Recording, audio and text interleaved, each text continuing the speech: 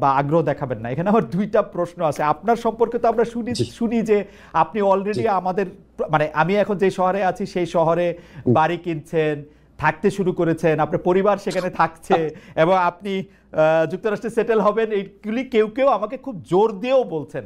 আপনি যদি একটু বলতেন।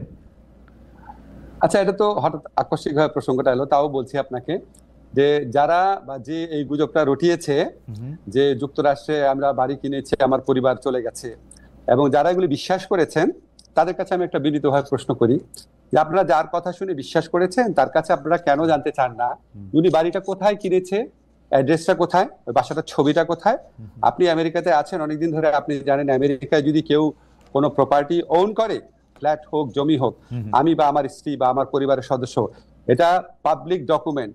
পাবলিক ডকুমেন্ট না হলেও আপনি পেইড যে সার্ভিস প্রোভাইডার আছে তাদের কাছ থেকে যে কোনো ভাবে এটা জানা সম্ভব। সম্ভব কিনা বলে? রাইট, সম্ভব, একদমই সম্ভব। তো যারা লুকানো সম্ভব না স্যার, আমেরিকা প্রপার্টি করে লুকানো সম্ভব না। জি জি, যারা এই মিথ্যা, যারা খালেদ একটা মিনিট, যারা এই মিথ্যাচারটা করেছে এবং যারা এটা এই মিথ্যাচারে বিশ্বাস করেছেন তাদের কাছে আমার কয়েকটা কথা আছে। আপনারা নিশ্চয়ই জানেন যে কারো সম্পর্কে সম্পূর্ণ মিথ্যাচার করা, চরিত্র হরণ করা, দোষারোপ করা, এটা ইসলামের দৃষ্টিতে মহাপাপ। এবং আপনি এই মহাপাপটা যারা করলো তাদের কাছে এটা প্রমাণ না, যদি আপনি এই মহাপাপীর কথা প্রচার করেন বা শেয়ার করেন আপনিও মহাপাপ করছেন। ঠিক আছে? আল্লাহর ভয় করেন। আপনাদেরকে আমি গ্যারান্টি দিচ্ছি যে আমেরিকাতে আমার কোনো প্রপার্টি নাই, আমেরিকাতে আমার পরিবারের কারো কোনো প্রপার্টি নাই, আমাদের কোনো ব্যাংক অ্যাকাউন্ট নাই, কিচ্ছু নাই।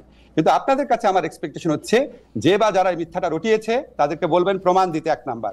2 নাম্বার হচ্ছে বাংলাদেশে তো আমার বাচ্চারা স্কুলে পড়ে, ঠিক আছে? সেই স্কুলে যারা সহপাঠী আছে, টিচার আছে, তারপর আমার স্ত্রী এক জায়গায় অত্যন্ত প্রসিদ্ধ একটা জায়গায় 6 বছর যাবত ইকোনমিস্ট হিসেবে কাজ করে। উনি বিভিন্ন ইকোনমিক মানে কনফারেন্সে যান, এখানে কারো না কারো কাছ থেকে তো জানা একটা সোর্স লাগবে, কাউকে না কাউকে বলতে। কারো কাছ থেকে যদি না শুনে, কেউই বললো না, আমার ওয়াইফের কলিগ, আমার বাচ্চার স্কুলের টিচার, আমার কলিগ, আমার প্রতিবেশী, কারো কোনো সূত্র উল্লেখ না করে, বাসার অ্যাড্রেস না দিয়ে, দলিল না দিয়ে, কোনো সাক্ষ্য প্রমাণ ছাড়া একটা মানুষ একটা কথা বলে আপনি এটা বিশ্বাস করলেন? এবং এই যে বিশ্বাস করলেন, দাঁড়ান একটা মিনিট খালেদ, আমাকে বলতে হবে, আপনি যেহেতু প্রসঙ্গ তুললেন, আপনি যে বিশ্বাস করলেন, এখন আপনার দায়িত্ব হচ্ছে যে এই কথাটা রটিয়েছে বা যেই কথাগুলো রটিয়েছে তাদেরকে বলেন যে কোনো একটা প্রমাণ হাজির করার।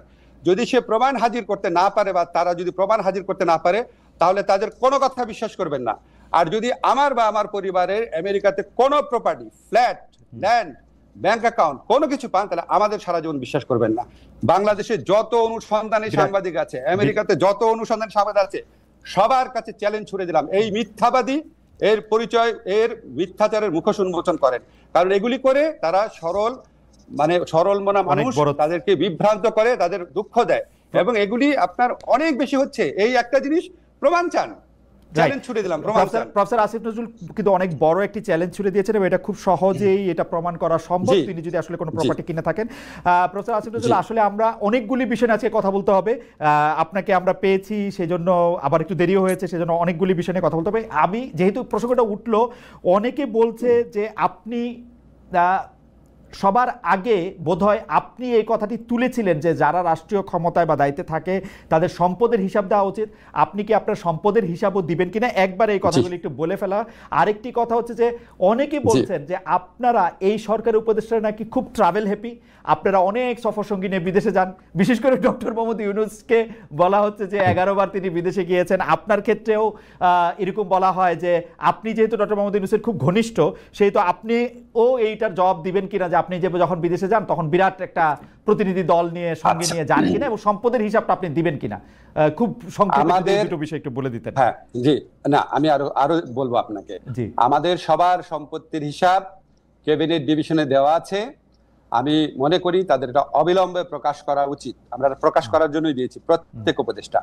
সেকেন্ড হচ্ছে বিদেশ সফরের ক্ষেত্রে আমার জবাব আমি দিব। আমি যখন জেনেভাতে আইএলওর কনফারেন্সে গিয়েছিলাম, যেখানে স্থানীয় আওয়ামী লীগরা আমাকে অপদস্থ করার চেষ্টা করেছিল, সেখানে আমি একজনও সফর সঙ্গী নেই নাই। আমার সাথে অন্য একজন উপদেষ্টা ছিলেন, উনি নিয়েছিলেন। আমি আমার পিএস, আমার মন্ত্রণালয়ের একটা মানুষকেও নেই নাই। ঠিক আছে? আমি যখন বিদেশে যাই তখন আমার মন্ত্রণালয়ের সর্বোচ্চ 2 জন লোক গিয়েছিল আমার সাথে, এক্সট্রা 2 জন লোক একটা সফরই। সেটা হচ্ছে ওখান থেকে আমন্ত্রণ করা হয়েছিল দেখে।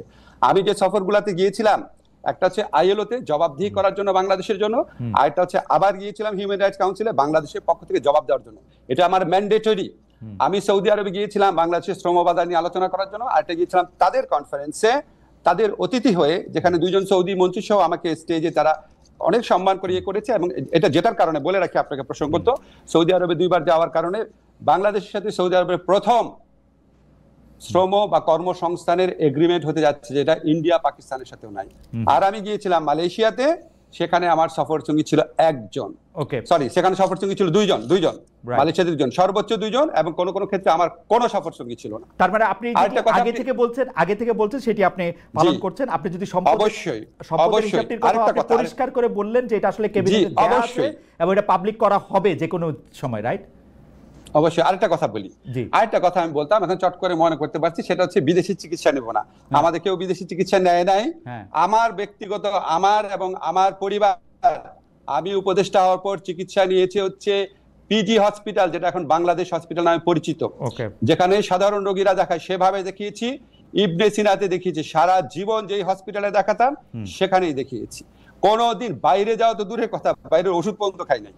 ওকে, প্রফেসর নজরুল, আমরা একদম এর পরের যে আবার প্রসঙ্গটি যেতে চাই সেটি আবার লন্ডনে প্রফেসর ডক্টর মোহাম্মদ ইউনূস আমাদেরকে মানে একটা প্রশ্নের জবাবে উনি এরকম সংস্কারের বিষয়টি কেন নির্বাচিত প্রতিনিধিদের কাছে ছাড়ছেন না বা ছাড়া হইতেছে না, এরকম একটা প্রশ্নের জবাবের এক পর্যায়ে তিনি বলছেন ভোটাররা আসলে কার কি বক্তব্য আছে, কি আছে সেগুলি জানতে চায় না, তারা শুধু বুঝতে চায় কে তাকে বেশি টাকা দেবে তাকেই ভোটটা দেয়। স্যার, আপনি এইটা দেখছেন কি না যে এইটা কিন্তু আসলে সত্যি সত্যি ডক্টর মোহাম্মদ ইউনূস বলছে? টু মাই আটার সারপ্রাইজ। আপনার মন্তব্য একটু শুনতে চাই।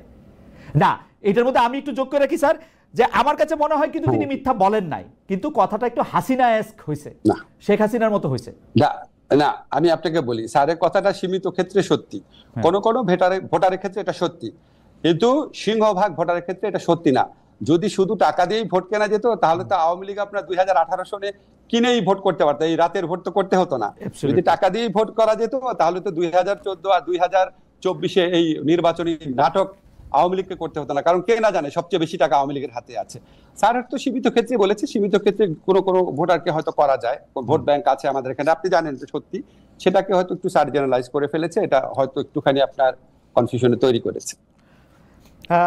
আরেকটি বিষয় আপনার সাথে নামের সাথে জড়িত, কিন্তু আমি বিষয়টাকে আরেকটু অন্যভাবে প্রশ্ন করতে চাই। আমরা দেখেছি যে গত সরকার ক্ষমতাচ্যুত হওয়ার পরে আমরা ভারতের সাথে বিভিন্ন বিষয়ের যে চুক্তিগুলি রয়েছে সেই চুক্তিগুলি জনসমক্ষে আসবে, সেটা আমরা চেয়েছিলাম, অনেকে চেয়েছিল যে সেই চুক্তিগুলি বাতিলও করা হবে, কিন্তু সেই চুক্তিগুলি বাতিল করা হয়েছে বলে একটিও আমি শুনি নাই, জনসমক্ষেও আসে না। এটার কারণ কি? অনেকে বলে থাকেন এর জন্য নাকি আপনি একজন নিয়ামক, কারণ আপনি ভারতের একজন পরীক্ষিত বন্ধু। আমি স্যার আপনাকে দালাল শব্দটি বলতে পারলাম না, কিন্তু অনেকে এটাও বলে। যাই হোক খালেদ, আমি আপনাকে জিজ্ঞেস করি, আপনি কি 15 বছর এই কথাটা শুনেছেন যে আমি পাকিস্তানের দালাল, আমি পাকিস্তান মন্ত্রী, আমি আইএসআই এর এজেন্ট? প্রচন্ড ভাবে শুনেছেন না? আমি রাজাকার, ছাত্রলীগ মিছিল করেছে আমাকে ধাওয়া করে পাকিস্তানে পাঠিয়ে দিবে, অনেকবার তো শুনেছেন অনেক কিছু। হ্যাঁ, তো এখন বললাম যে এটা তো আপনার কিছু মানুষ এত সরল প্রকৃতি, তাদের কোনো একটা মানুষ অন্য একটা কিছু বললো সাথে সাথে বিশ্বাস করা শুরু করে, আমাদের বৈশিষ্ট্য। কিন্তু বাংলাদেশের ম্যাক্সিমাম মানুষের বুদ্ধিমত্তা অত্যন্ত প্রখর, তারা এইসব প্রচারণায় কান দেয় না। আপনার নিশ্চয়ই মনে আছে, আমি ক্ষমতাসীন হওয়ার পর আমাদের এই সরকার দায়িত্বে আসার পর, আমার দায়িত্বে আসার পর ভারতীয় পত্রপত্রিকায় বরং আমাকে নিয়ে অপপ্রচার করা হয়েছে, যে লস্করে তৈয়বা জিনিসটা সম্পূর্ণ অপপ্রচার, কি জঘন্য অপপ্রচার করা হয়েছে। যে বিষয়টি আমার মাধ্যমে আপনার কাছে উপস্থাপিত করতে বলেছেন সেই দুটি বিষয় আগে একটু বলে রাখি। 43তম BCS এর পাস করার পরও তাদের গেজেট নোটিফিকেশন কেন হয় নাই সেটি আপনার একটু আমলে আছে কিনা এবং সেটি নিয়ে আপনি কোনো কিছু করছেন কিনা সেই ব্যাপারে তারা একটু জানতে চেয়েছেন।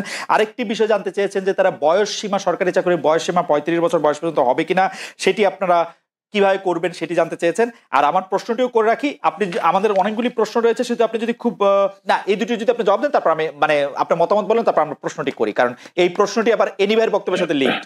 জি না, এখানে হচ্ছে প্রশাসন তো সংস্কারের কমিশন হয়েছে, বয়স সীমার বিষয়টাও আলোচনা হচ্ছে এবং দ্রুত সময়ের মধ্যেই পিএসসির সাথেও আমাদের আলোচনা হচ্ছে, যাতে এই যে নিয়োগ পরীক্ষা শুধু বিসিএস না, অনেকগুলো পরীক্ষা স্থগিত আছে, সেই পরীক্ষাগুলো যাতে দ্রুত দেওয়ার ব্যবস্থা করা যায় সে বিষয়ে আমরা কাজ করছি। আশা করি খুব দ্রুত সময়ের মধ্যেই সেটি পরীক্ষাগুলো হবে। ওকে, আর প্রশ্নটি হচ্ছে যে এক দফা সরকার পতন আন্দোলনের আগে আপনাদের যে 9 দফা দাবি ছিল তাতে দলীয় লেজুর ভিত্তিক ছাত্র রাজনীতি নিষিদ্ধের দাবি ছিল আপনাদের, কিন্তু অনেক ক্ষেত্রেই সেটি দলীয় লেজুর ভিত্তিক ছাত্র রাজনীতি না হয়ে গোটা ছাত্র রাজনীতি নিষিদ্ধের দিকে আপনারা যাচ্ছেন, এটি একটা কথা। আরেকটি কথা হচ্ছে যে উপাচার্যদের সরিয়ে দেওয়া হয়েছে, বড় পদগুলিতে নতুন নিয়োগ হয়েছে, 2-3 মাস বন্ধ থাকার পরে ক্লাসও শুরু হয়েছে, কিন্তু ছাত্রলীগের যারা নেতাকর্মী আছেন তাদের লেখাপড়ার কি হবে? আপনারা, তারা তো ক্যাম্পাসে ফিরতে পারছে না, রাজশাহীতে জাহাঙ্গীরনগর বিশ্ববিদ্যালয়ে তাদেরকে পিটিয়ে মারা ঘটনা ঘটেছে, তাদের আসলে ভবিষ্যৎ কি হবে? এই দুটি ব্যাপারটা যদি একটু বলেন। আরেকবার একটু যদি বলতেন। মানে একটা তো হচ্ছে যে 9 দফার একটা দফা ছিল যে ছাত্র রাজনীতি, ছাত্র রাজনীতিটাকে দলীয় লেজুর ভিত্তি মুক্ত করবেন, কিন্তু এখন দেখা যাচ্ছে ছাত্র রাজনীতি বাদ দেওয়ার। জি দেখুন, ছাত্র রাজনীতি নিষিদ্ধের কথা কিন্তু মানে আমরা বলছি না, বা বৈষম্যবিরোধী ছাত্র আন্দোলন থেকেও বলা হচ্ছে না সরাসরি। মূলত সাধারণ শিক্ষার্থীদের জায়গা থেকে এটি আসছে। এটি আসছে কেন, এটাও আমাদের একটু বুঝতে হবে যে আমাদের কিন্তু শিক্ষার্থীদের একটা দীর্ঘদিনের ট্রমা রয়েছে, যে একটা ক্ষমতায় সরকার যায় এবং তার ছাত্র সংগঠন সেখানে ক্ষমতা চর্চা করে, দখলদারিত্ব করে এবং শিক্ষার্থীদের উপর নির্যাতন করে। এখন সামনের আমরা এখানে এখন না হলে অন্তর্বর্তীকালীন সরকার, কিন্তু সামনে যদি একটা রাজনৈতিক দল ক্ষমতায় আসে, তার ছাত্র সংগঠন যে একই কাজ করবে না সেই নিশ্চয়তাটা শিক্ষার্থীরা চাচ্ছে, এবং সেই ট্রমা থেকে কিন্তু সারা এই কথাটা বলছে। কিন্তু আমরা মনে করি যে এটি কোনো সমাধান নয়, ছাত্র রাজনীতি অবশ্যই থাকতে হবে। সেক্ষেত্রে দলীয় লেজুর ভিত্তি মুক্ত করেই স্বাধীনভাবে ছাত্রদেরকে কাজ করতে দিতে হবে, রাজনৈতিক চর্চা করার সুযোগ দিতে হবে। আর ছাত্রলীগের ছাত্রদের ক্যাম্পাসে ফেরা বা তাদের জীবনের নিরাপত্তা, শিক্ষা জীবনের নিরাপত্তা, সেটি সেক্ষেত্রে দেখেন, ছাত্রলীগের একটা বড় অংশ কিন্তু এই আন্দোলনের সময় আমাদের সাথে জড়িত হয়ে গেছে। আন্দোলনের শুরু থেকে, কোটা সংস্কারের সময় থেকে কিন্তু তারা আমাদের সাথে এসেছিল। এবং ছাত্রলীগের আসলে খুব কম একটা অংশ যারা আসলে চিহ্নিত সন্ত্রাসী, যারা আসলে বেশিরভাগই যারা অছাত্র অথবা সন্ত্রাসী কার্যক্রম করেছে ক্যাম্পাসগুলোতে, হলগুলোতে, তারাই কিন্তু আজকে ভয়ে ক্যাম্পাসগুলোতে আসতে পারছে না, কারণ তাদের আসলে কোনো নৈতিক জায়গা থেকেও তারা শিক্ষার্থীদের সামনে দাঁড়াতে পারছে না। তো সেক্ষেত্রে বিশ্ববিদ্যালয় প্রশাসন ব্যবস্থা নেবে। আমরা একটা রিকনসিলিয়েশন প্রজেক্ট অবশ্যই চাই। যারা চিহ্নিত, যাদের বিরুদ্ধে সুস্পষ্ট অভিযোগ রয়েছে, তাদের বিরুদ্ধে প্রশাসনিক এবং আইনগত ব্যবস্থা যাতে নেওয়া হয়, এবং এছাড়া যারা নিরপরাধ বা নীরব ভূমিকা পালন করেছে তারা তাদের শিক্ষা জীবন শেষ করতে পারবে। এই বিষয়ে আমরা বিশ্ববিদ্যালয় প্রশাসনের সাথে কথা বলেছি। ওকে, মানে অনেকে এরকম একটা বলছেন যে যারা আসলে ক্রিমিনাল অ্যাক্টিভিটির সাথে জড়িত ছিলেন তাদের বিরুদ্ধে তো মামলা, তারপর আইনি কার্যক্রমগুলি হতেই পারে, কিন্তু শুধুমাত্র আরেকটি দল সমর্থন করার জন্য তাদের বিরুদ্ধে যাতে কোনো মানে ব্যবস্থা না নেওয়া হয় সে ব্যাপারে নিশ্চয়ই আপনারা দেখছেন, মানে ব্যাপারটা যাতে আইন নিজের হাতে না তুলে নিয়ে সেটি যেন। খালেদ ভাই, আমি জাস্ট একটা কথা বলতেছি যে আমরা কিন্তু আর আগের পরিস্থিতিতে নাই যে অমুক দল সমর্থন করে, এটা কিন্তু ছাত্রদল শিবিরের মতো বিষয় না যে ছাত্রদল করে দেখে তাকে ক্যাম্পাসে ঢুকতে দেওয়া নেই, এখন ছাত্রলীগ করে বলে তাকে ক্যাম্পাসে ঢুকতে দেওয়া হবে। একটা গণহত্যা হয়েছে এবং এইখানে কত কত শিক্ষার্থীদের উপর হত্যা করা হয়েছে, এটার বিচার না হওয়া পর্যন্ত তারা যদি তাদের সাথে এই ঘটনার সাথে জড়িত থাকে, এবং ক্যাম্পাসগুলোতে আপনি দেখেছেন 15 তারিখ কিভাবে আমাদের নারী শিক্ষার্থীদের উপর হামলা, বর্বরোচিত হামলা করা হয়েছে। তো সেই হামলাগুলোর বিচার, যারা এটার সাথে জড়িত ছিল তাদের বিরুদ্ধে অবশ্যই প্রশাসনিক ভাবে এবং আইনগত ভাবে ব্যবস্থা নেওয়া হবে। এবং এছাড়াও আমরা বলেছি যে গত 16 বছর ধরে যারা ক্যাম্পাসগুলোতে এই ধরনের হামলা নিপীড়ন করেছে, এবং প্রচুর অভিযোগ কিন্তু প্রক্টর অফিসে এখনো জমা আছে, যেটার কোনো ব্যবস্থা নেওয়া হয় নাই। তাদের বিরুদ্ধেও আইনি ব্যবস্থা নেওয়ার ক্ষেত্রে আমার মনে হয় যে এটাতে দ্বিমত পোষণ করার কোনো কাজ দরকার নাই, সুযোগ নাই, কারণ এগুলির বিচার হতেই হবে। ছাত্রলীগ গত 16 বছরে যত কিছু মানে ছাত্র ছাত্রী নির্বিশেষে যে যে যে নিপীড়ন চালিয়েছে তার বিচার আসলে অবশ্যই হতে হবে।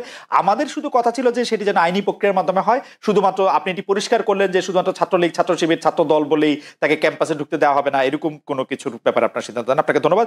এখানে যে একটা বিষয় যে আমরা যেটা বারবার বলছি যে ছাত্ররা স্বাধীনভাবে আসলে রাজনৈতিক কার্যক্রম করতে হবে তাদেরকে, এবং সেক্ষেত্রে রাজনৈতিক দলগুলোর কিন্তু সবচেয়ে বেশি ভূমিকা রাখতে হবে, এবং এই মুহূর্তে তাদের এই কমিটমেন্টটা ছাত্রদের কাছে করতে হবে যে একটা ছাত্র সংগঠনকে কি তারা কেবল তাদের দলীয় কাজে লেজুর হিসেবে ব্যবহার করবে, নাকি স্বাধীনভাবে তাদের ক্যাম্পাসগুলোতে শিক্ষার্থীদের পক্ষে কাজ করার সুযোগ করে দেবেন, 1 নাম্বার। 2 নাম্বার হচ্ছে ছাত্র রাজনীতি বা ছাত্র নেতৃত্বের বিকাশের প্রধানতম জায়গাটা কিন্তু ছাত্র সংসদ নির্বাচন, এবং আমরা কিন্তু 90-এর ডাকসুর কথাও শুনেছি।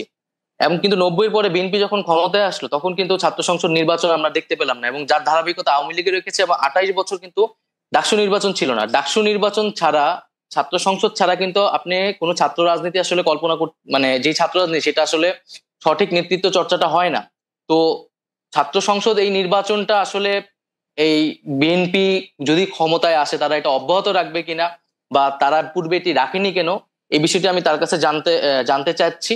আর দ্বিতীয়ত আপনি যে বিষয়টা বললেন, এখানে বৈষম্যবিরোধী আন্দোলনের পক্ষ থেকে বা আমাদের কারো পক্ষ থেকে কিন্তু রাজনৈতিক দল করার কথা বলা হয়নি। এবং এটি আরো স্পষ্ট করছি, আমরা দুইজন যারা এখানে সরকারে এসেছি তাদের সাথেও কিন্তু বৈষম্যবিরোধী আন্দোলনে একটা তফাৎ ঘটে গেছে, এবং আমরা কিন্তু তাদের সাংগঠনিক কার্যক্রমে এই মুহূর্তে যুক্ত থাকছি না, কারণ আমরা সরকারের কাজে মনোনিবেশ করছি। বৈষম্যবিরোধী ছাত্র আন্দোলন তার যে দাবি দেওয়া, তার 1 দফা 9 দফা এগুলো কিন্তু এখনো পূরণ হয়নি, হত্যার বিচার হয় নাই, আহত এবং শহীদ পরিবারদেরকে এখনো সহযোগিতা পৌঁছানো যায় না। তারা কিন্তু সেই দাবিগুলো নিয়ে কাজ করছে, সেটার জন্য বৈষম্যবিরোধী আন্দোলন দেশ পুনর্গঠনে ছাত্রদের জায়গা থেকে কাজ করছে। এবং সারা দেশে যে শিক্ষার্থীরা আন্দোলন করছে তাদের সাথে একটা মত বিনিময়, তারা কি ভাবছে সেই জায়গাতে কিন্তু তারা আমাকে একটু সাহায্য করবেন। প্রথম কথা হচ্ছে যে আপনি বলছেন যে আপনি এবং জনাব আসিফ এবং আমি ধরে নিচ্ছি যে জনাব মাহফুজও, তাহলে আপনারা বৈষম্য বিরোধী ছাত্র আন্দোলনের সাথে আপনারা একটু দূরত্ব মেনটেন করছেন, অর্থাৎ আপনারা সরকারে আছেন, বৈষম্য বিরোধী ছাত্র আন্দোলনের যে সমন্বয়কদের যে কাজ, তাদের যে এর সাথে আপনাদের সম্পর্ক এখন একটু দূরবর্তী, মানে ডে টু ডে অপারেশন কোনটা নাই। জি আচ্ছা, মানে বৈষম্যবিরোধী ছাত্র আন্দোলন কোন সরকার দলীয় কিন্তু প্ল্যাটফর্ম না, আসলে এটি একটি স্বতন্ত্র প্ল্যাটফর্ম, অভ্যুত্থান নেতৃত্ব দানকারী প্ল্যাটফর্ম, এবং অভ্যুত্থানের আকাঙ্ক্ষা বাস্তবায়নে তারা কাজ করছে। এবং খুব শীঘ্রই হয়তো বৈষম্যবিরোধী আন্দোলন পুনর্গঠিত হবে, সেখানে হয়তো আমরা তো থাকবো না, আমরা এখন থেকেই নাই, আমরা কিন্তু কোনো সাংগঠনিক কার্যক্রমে অংশগ্রহণ করছি না। কিন্তু জনাব নাহিদ ইসলাম, আপনি অনুষ্ঠান শুরুর আগে আমি আর এনি ভাই আলোচনা করছিলাম আপনার সাথে, আপনি এখনো মাত্রই শিক্ষা জীবন হয়তো আপনার শেষের পথে বা শেষ আপনি করছেন, মানে আপনি যদি আরো বেশি পড়াশোনা করেন সেটা তো আপনি করতেই পারবেন, কিন্তু তাহলে আপনার বা আসিফ মাহমুদের বা জনাব মাহফুজের, জনাব আসিফ মাহমুদের তাদের ভবিষ্যৎ কি? মানে তারা আপনারা কি করবেন? মানে আপনারা তো রাজনীতিই করবেন, তাই না? মানে আপনারা তো চাকরি বাকরি করতে পারবেন না, পারবেন কি? আমি একটু ডক্টর ইউসুফ আপনার কাছে সরাসরি চলে যেতে চাই। আপনার একটি বক্তব্যকে আমি একটু উল্লেখ করতে চাই, সেটি হচ্ছে এরকম যে আপনি গত বছরের নভেম্বরে ঢাকা বিশ্ববিদ্যালয়ের একটি মিলনায়তনে আয়োজিত একটি অনুষ্ঠানে বলেছিলেন যুদ্ধটা এখনো চলছে। আমাদের প্রশ্ন, এই যুদ্ধের পক্ষ বিপক্ষ কারা? এই যুদ্ধে আপনার পক্ষটাই বা কি? আপনি কি পেতে চান বা কি হলে খুশি হবেন? ডক্টর আব্দুল্লাহ ইউসুফ। ধন্যবাদ খালেদ ভাই আমাকে আমন্ত্রণ জানানোর জন্য। সাথে সাথে দর্শক যারা আছেন, আমার সহজ আলোচক যিনি আছেন তাকেও সালাম জানিয়ে শুরু করছি। যুদ্ধটা এখনো চলছে, এটা দিয়ে আমি কি বলতে চেয়েছি, বা আমি এখানে পক্ষ বা প্রতিপক্ষ কারা, এটি হচ্ছে আপনার প্রশ্ন। এখানে বিষয়টা হচ্ছে এরকম যে আমরা সাধারণত যুদ্ধ বলতে বুঝে থাকি কনভেনশনাল ওয়ারফেয়ার, যেটাকে বলা হয়, মানে দুটো দেশের মধ্যে কমব্যাট ওয়ারফেয়ার, যেখানে ট্যাঙ্ক, গোলা বারুদ এসব নিয়ে যুদ্ধ হয়। কিন্তু যে জিনিসটা আমরা অনেকেই রিয়ালাইজ করি না, যে যুদ্ধের বিভিন্ন ধরন আছে, যেরকম কালচারাল ওয়ারফেয়ার হতে পারে, ইভেন আপনার মিডিয়া ওয়ার হতে পারে, তারপরে সাইকোলজিক্যাল ওয়ারফেয়ার হতে পারে। তো আমরা যেটা দেখতে পেয়েছি অ্যাকচুয়ালি সেই আমাদের 71-এর পর থেকেই কন্টিনিউয়াসলি আমাদের যে প্রতিবেশী রাষ্ট্র ভারত, তারা বিভিন্ন রকমের আগ্রাসন আমাদের বিরুদ্ধে চালিয়ে যাচ্ছে, কখনো কালচারাল অ্যাগ্রেশন, কখনো ইভেন ওয়াটার ওয়ার্স, পানি দিয়েও আমাদেরকে অনেক সময় তারা আগ্রাসী মনোভাব দেখিয়েছে, যেটা আমরা একটা জুলাই বিপ্লবের পরপরই যে বন্যাটা হয়ে গেল সেটাতে আমরা দেখেছি কিভাবে পানিটাকেও তারা ব্যবহার করছে একটা যুদ্ধাস্ত্র হিসেবে। ঠিক একইভাবে যেটা হয় যে দেশের ভেতরে তারা তাদের একটা গ্রুপ, তাদের একটা ফলোয়ার বা তাদের একটা যেটাকে আমরা বাংলায় বলে থাকি তাদের সুবিধাভোগী কতগুলো গ্রুপ তারা তৈরি করে, তারা দেশের মধ্যে নানাভাবে যে শেপিং দি পাবলিক পারসেপশন, মানে মানুষের জনগণের মতামতকে কিভাবে করে একটা নির্দিষ্ট দেশের ফেভারে নিয়ে যাওয়া যায়, নিজের দেশের এগেনস্টে গিয়ে, এই ধরনের সাইকোলজিক্যাল ওয়ারফেয়ার কিন্তু কন্টিনিউয়াসলি চলতে থাকে। এরপরে আমরা যেটা দেখতে পেলাম ইভেন জুলাই বিপ্লবের পর থেকে, যে মিডিয়া ওয়ার, তাদের বিভিন্ন নিউজ চ্যানেলগুলো যেভাবে করে বাংলাদেশের বিরুদ্ধে বিষোদ্গার করছে, ভুল তথ্য বা ডিসইনফরমেশন ডেলিবারেটলি সার্ভ করছে টু দি ওয়ার্ল্ড কমিউনিটি, আমাদেরকে নেগেটিভলি পোর্ট্রে করার জন্য to the world community. This are something এগুলো এক ধরনের যুদ্ধ। তো আমরা এগুলোকে অনেক সময় সাধারণ মানুষ যারা আমরা আম জনতা এটাকে ঠিক রিয়ালাইজ করি না। আমরা যুদ্ধ বলতেই ভাবি বোধহয় ট্যাঙ্ক আসলো কিংবা জঙ্গি বিমান পাঠানো হলো, মিসাইল পাঠানো হলো, এটাই বোধহয় যুদ্ধ। কিন্তু ওই যুদ্ধটা কিন্তু হাল আমলে ওই যুদ্ধগুলো খুব কমই হয়ে থাকে। একটা দেশ কখনো অন্য একটা দেশকে যদি তারা ডুইং দেয়ার উইলস যেটাকে বলা হয়, একটা ultimate purpose of any warfare is to force যে other side do our will, আমরা যেটা চাই সেভাবে কাজ করানো। এটার জন্য তারা বিভিন্ন ধরনের পাওয়ার ইউজ করে থাকে। যেটাকে আমরা গতানুগতিক কমব্যাট ওয়ারফেয়ার বলে থাকি, সেটা হচ্ছে এক ধরনের হার্ড পাওয়ার। হার্ড পাওয়ারের মাধ্যমে যে শুধুমাত্র যুদ্ধ হয় তা না, অনেক সময় সফট পাওয়ারের মাধ্যমেই যুদ্ধ করা হয়। যেরকম আমরা ইভেন ইউক্রেনের ক্ষেত্রে দেখতে পাচ্ছি, রাশিয়ার এগেইনস্টে যে ইকোনমিক স্যাংশন দেওয়া হলো বা বিভিন্ন দেশের বিরুদ্ধে যে অর্থনৈতিক অবরোধ জারি করা হয়, এগুলো কিন্তু soft power, but these are no less painful than the hard power. আমি সেই সেন্সেই বলছি যে কন্টিনিউয়াসলি আমরা একটা যুদ্ধ।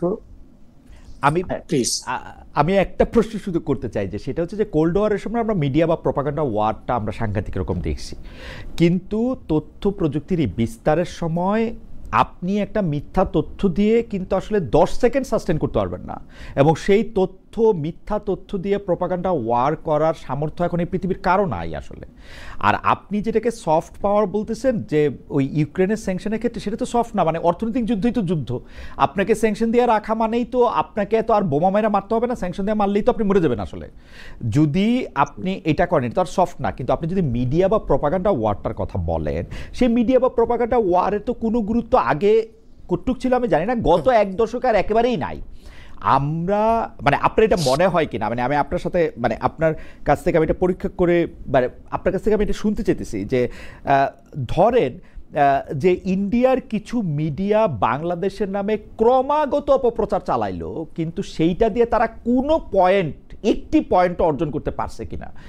কেন আমি এই কথা বলতেছি,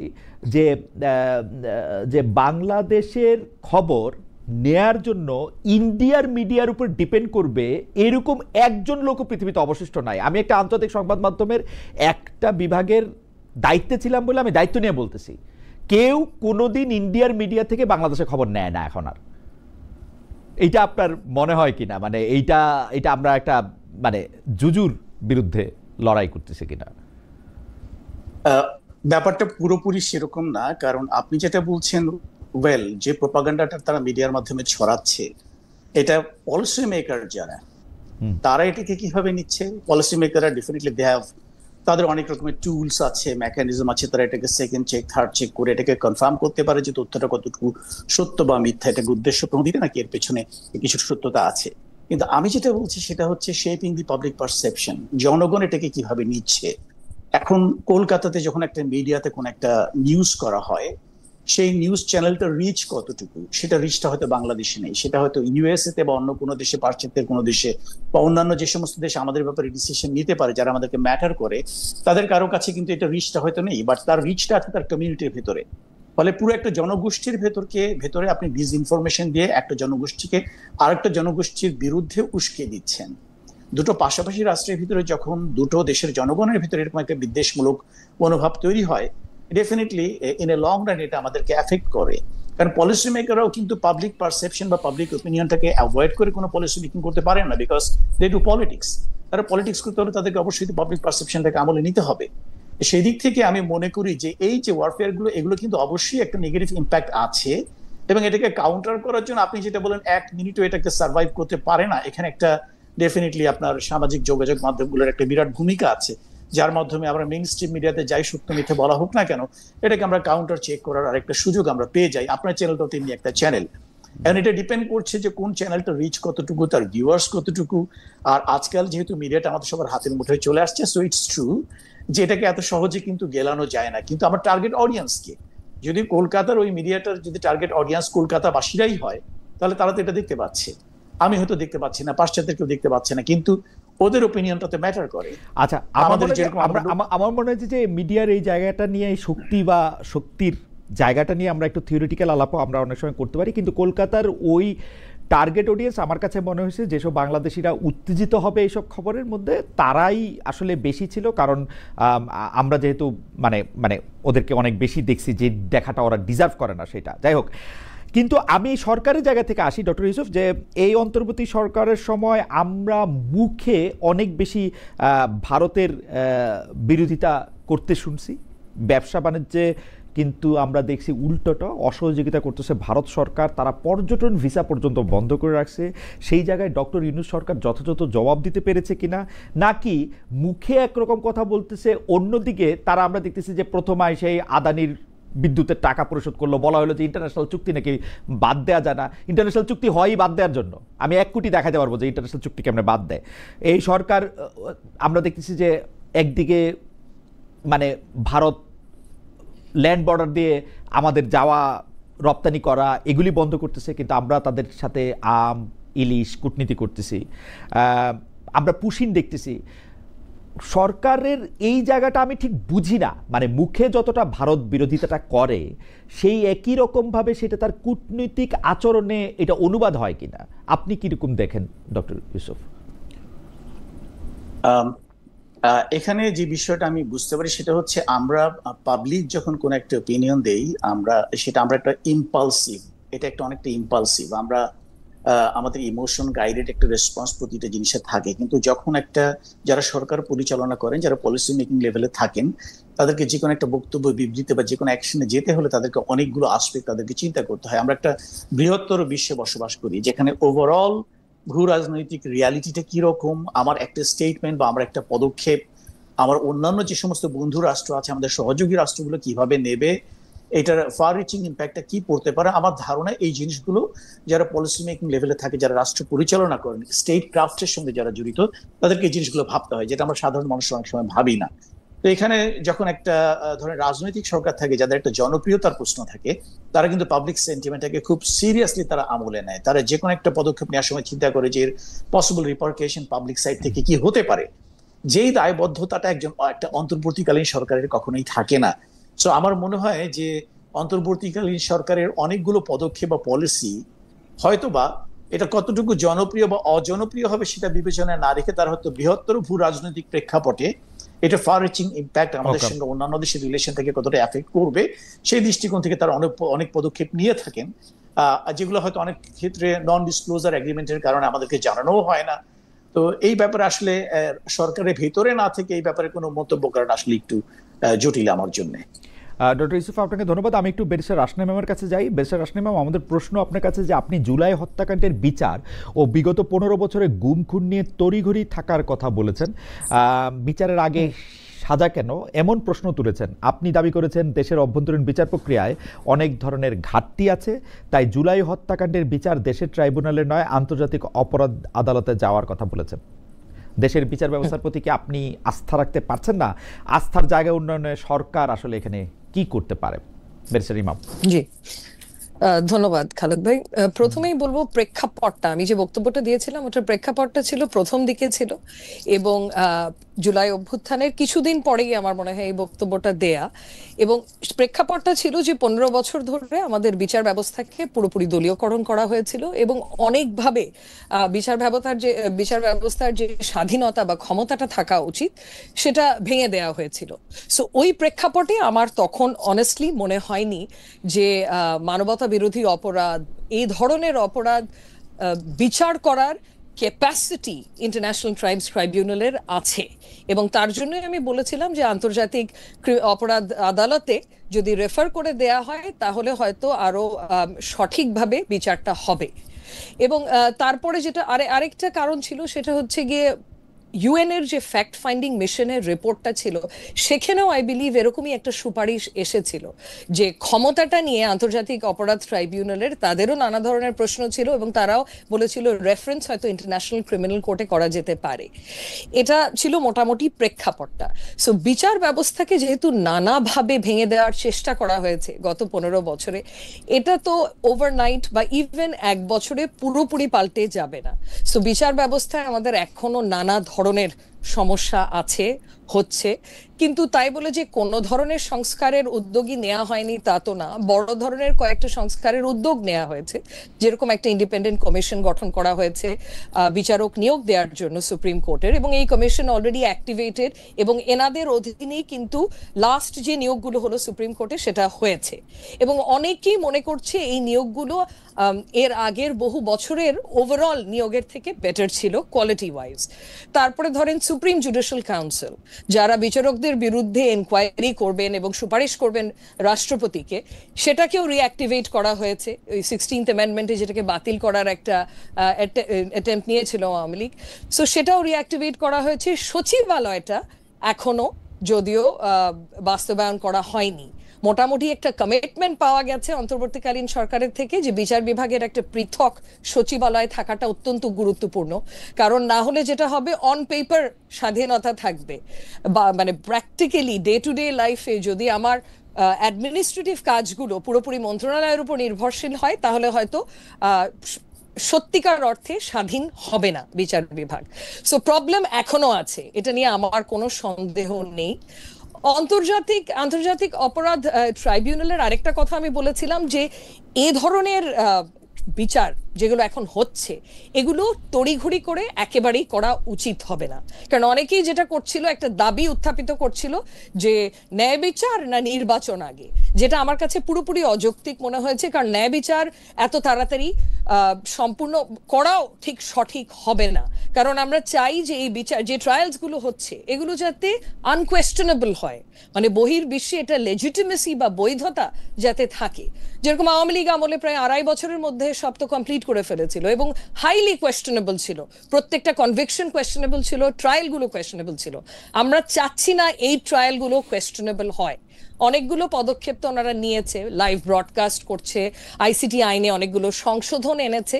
এখন কতদূর এফেক্টিভ হচ্ছে, এটা হয়তো, এটার উপরে কমেন্ট করতে হলে আরো কিছুদিন অপেক্ষা করা উচিত, যে কত দ্রুততে বেশি দ্রুত আগানো কিন্তু উচিত না।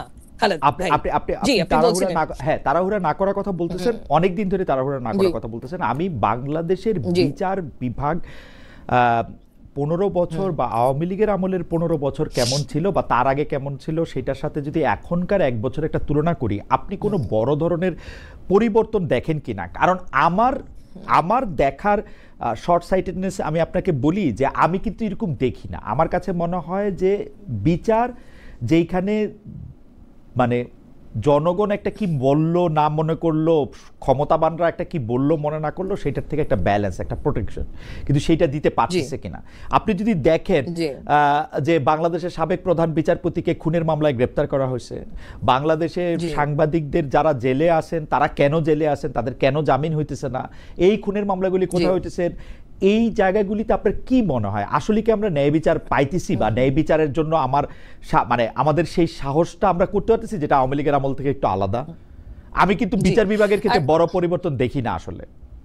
জি, বড় পরিবর্তন দেখার মতো সময় আমার মনে হয় খালেদ ভাই এখনো আসেনি। কিছু পরিবর্তন দেখতে পারছি, কিন্তু তাই বলে সমস্যা যে নেই তা একেবারেই না। আমি কিছু উদাহরণ দিই। ধরেন যে এই যে কোর্ট প্রাঙ্গণে যে হেনস্থা করা হলো, এই যে আওয়ামী লীগের নেতাদের বা নেত্রীদের যখন প্রডিউস করা হলো কোর্টে, ডিম ছোড়াছুড়ি থেকে আক্রমণ করা হলো, আইসিইউতে চলে গেছে অনেকে, এটা তো একেবারেই প্রত্যাশিত না, বিশেষ করে অন্তর্বর্তীকালীন সরকারের কাছে। কারণ ওনাদের থেকে তো আমাদের আশা প্রত্যাশা সবকিছু অনেক বেশি ছিল। যদি আগেরই কোর্টে সেই পরিবেশ বহাল থাকে এখন, তাহলে তো এটা দুঃখজনক। কিন্তু এখানেও কিন্তু একটা জিনিস, যে নজিরটাকে স্থাপন করে দিয়ে গেছে। আপনি দেখবেন, এই কথাটা আমি আগেও বলেছি, যে সুপ্রিম কোর্ট বার অ্যাসোসিয়েশনের ইলেকশন কিন্তু আমরা খুব গর্বের সাথে বলতাম যে মানে দেশে যে দলই ক্ষমতায় থাকুক না কেন, সুপ্রিম কোর্ট বারের ইলেকশন সবসময় স্বচ্ছ হয়েছে, এবং ওখানে অনেক ক্ষেত্রে দেখা গেছে যে অপোজিশন ক্ষমতায় আছে। এবং এই কথাটা কিন্তু গত 3টা ইলেকশনে আমরা বলতে পারিনি। প্রথমবারের মতো সুপ্রিম কোর্ট বার ইলেকশনকে পুরোপুরি হাইজ্যাক করা হলো, কোর্ট প্রাঙ্গণে পুলিশ ঢুকিয়ে দেয়া হলো, 100, 200, 300 পুলিশ, কোর্ট প্রাঙ্গণে বন্দুক নিয়ে যুবলীগের লোকজন আসলো। নজির একটা খারাপ কিন্তু স্থাপন করা হয়ে গেছে। সেখান থেকে পুরোপুরি যে আমরা বেরিয়ে আসতে পেরেছি তা না। তার একটা প্রমাণ হচ্ছে ধরেন কোর্ট প্রাঙ্গণে যে হেনস্থা করা হলো, যাদেরকে আসামিদের যখন প্রডিউস করা হলো।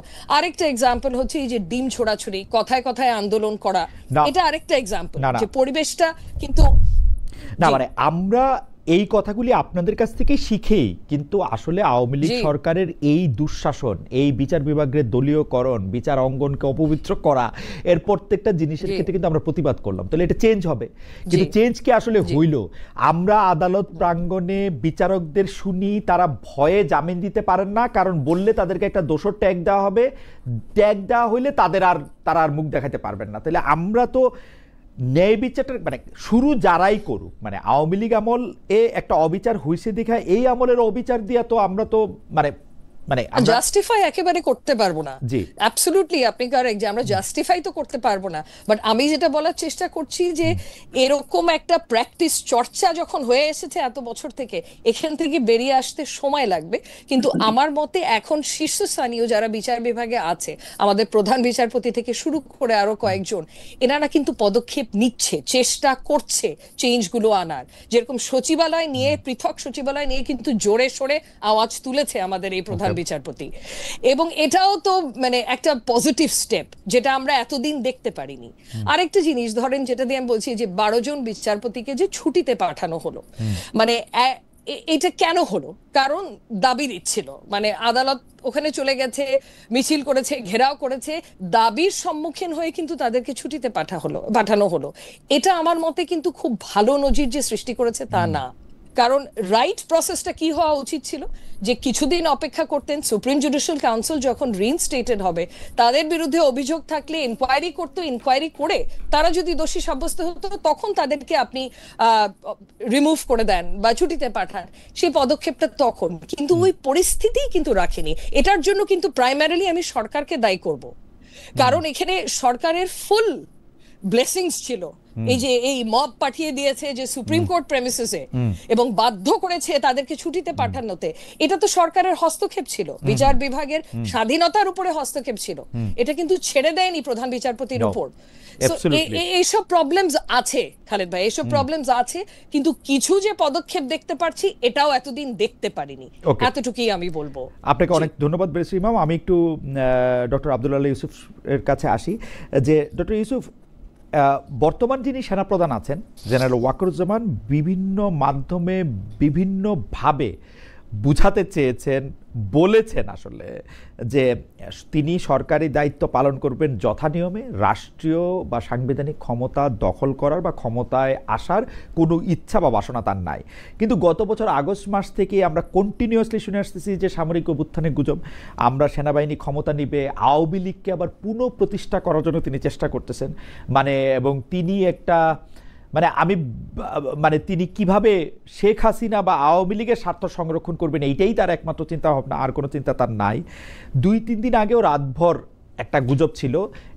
এই গুজবটা হচ্ছে যে বলা হইতেছিল যে আইসিটি যে 25 জন বা 28 জন সেনা কর্মকর্তার বিরুদ্ধে অভিযোগপত্র দিয়েছেন বা তাদের গ্রেপ্তারি পরোয়ানা দিয়েছেন, সেইটা তিনি রুখে দিতে চান, তিনি সেনা কর্মকর্তাদের করতে চান না। আপনি ব্যাপারটাকে আসলে কীভাবে দেখেন?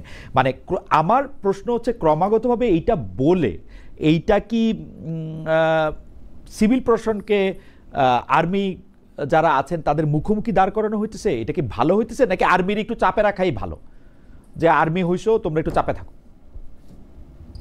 ধন্যবাদ। একটু আগে আপনি যে জিনিসটা বললেন শুরুর দিকে, যে আজকাল এমন একটা সময়ের মধ্যে দিয়ে আমরা যাচ্ছি যখন কেউ একটা গুজব ছড়িয়ে বা একটা ডিসইনফরমেশন ডিসিমিনেট করে যে খুব সহজে পার পেয়ে যাবে তা না, এটা লোকজন বুঝতে পারে। আমি একটা ছোট্ট এক্সাম্পল দিয়ে বোঝাতে চাচ্ছি। এই যে একটা কুয়ের গুজব, আমরা নিজের এটাকে গুজব বলছি, রিউমার বলছি, তো এই যে একটা কুয়ের একটা গুজব যে ছড়ানো হলো যে 2 দিন আগে রাতে, এই গুজবটাকে হালে পানি পেয়েছে? এই গুজবটা থেকে কেউ রেসপন্ড করেছে? আপনার সেই সুদূর ফ্রান্সে বসে কোন এক ভদ্রলোক বললেন যে ক্ষমতা দখল করার প্রচেষ্টা হচ্ছে, অথচ that was A routine move. আপনার 4টা এপিসি ডিপ্লোম্যাটিক জোন থেকে ফিরে আসবে, যেটা রোটেশন হয় আর কি। আমাদের যে ট্রুপস যে কোনো জায়গাতে কাজ করতে থাকলে কিছুদিন পর পর তাদেরকে রোটেট করতে হয়, তাদের রেস্ট রিফিটিং দরকার হয়। That was A routine move.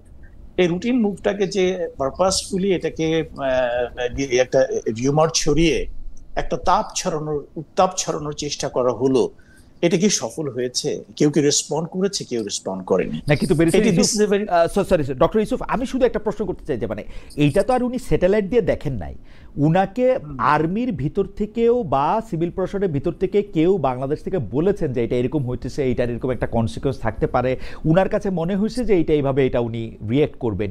এই ভিতর থেকে কথা বলার বা এই মানে আমি আমি আমি নিজে এই পেশার সাথে কিছুটা জড়িত বলে আমি কিন্তু বুঝি যে আমি কিন্তু একদম হাওয়া থেকে কথাটা বলতে পারবো না, কেউ না কেউ আমাকে কোনো না কোনো কিছু বলতেছেন যেটা আমি আসলে, তো ওইটার কি আপনার কাছে মনে হয় কিনা যে কেউ না কেউ তো উনাকে আসলে সত্যিই বলছেন, মানে উনি তো আর এটা একদমই বানায়া বলেন নাই, এইটাও কি এখানে লক্ষ্য করুন?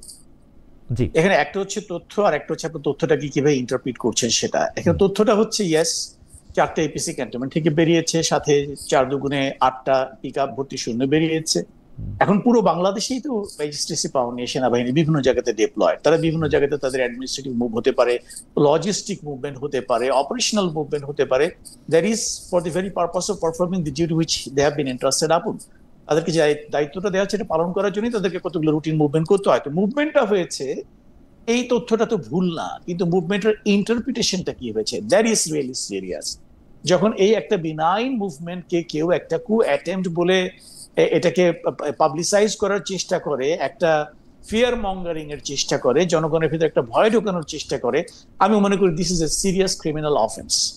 এটা অত্যন্ত বাজে একটা অফেন্স। যারা এই ধরনের কাজগুলো করছেন, হ্যাঁ তথ্য কেউ দিতেই পারে, আপনারাও যেরকম যারা সাংবাদিকতা করেন আপনাদের প্রচুর সোর্স থাকে বাংলাদেশের ভেতরে, তাদের কাছ থেকে আপনারা বিভিন্ন নিউজ ফিডব্যাক পান, বাট আপনি একটা নিউজ পেলেন, বাট নিউজটার যে বিশ্লেষণ, নিউজ অ্যানালিসিস বা ইন্টারপ্রিটেশনটা তো অ্যাবসলিউটলি আপনার উপরে। আপনি এটাকে চেক করবেন, রিচেক করবেন, নাম্বার অফ সোর্স থেকে আপনি কনফার্ম করবেন যে তথ্যটা আপনি পেয়েছেন সেটা সত্যি না মিথ্যে, এটা বানোয়াট কিনা, অ্যান্ড দেন যে তথ্যটা আপনি পেলেন তার পিছনে ব্যাকগ্রাউন্ড ইন্টেনশনটা কি হতে পারে, এটা আপনি একটা অনুমান নির্ভর একটা বক্তব্য দিতে পারেন। কিন্তু সেই বক্তব্যটা এই পর্যায়ে হওয়া উচিত না যেটা পুরো দেশব্যাপী একটা মনে করেন ফিয়ার মঙ্গারিং করবে, লোকজনের ভিতরে একটা ভয় ঢুকিয়ে দেবে।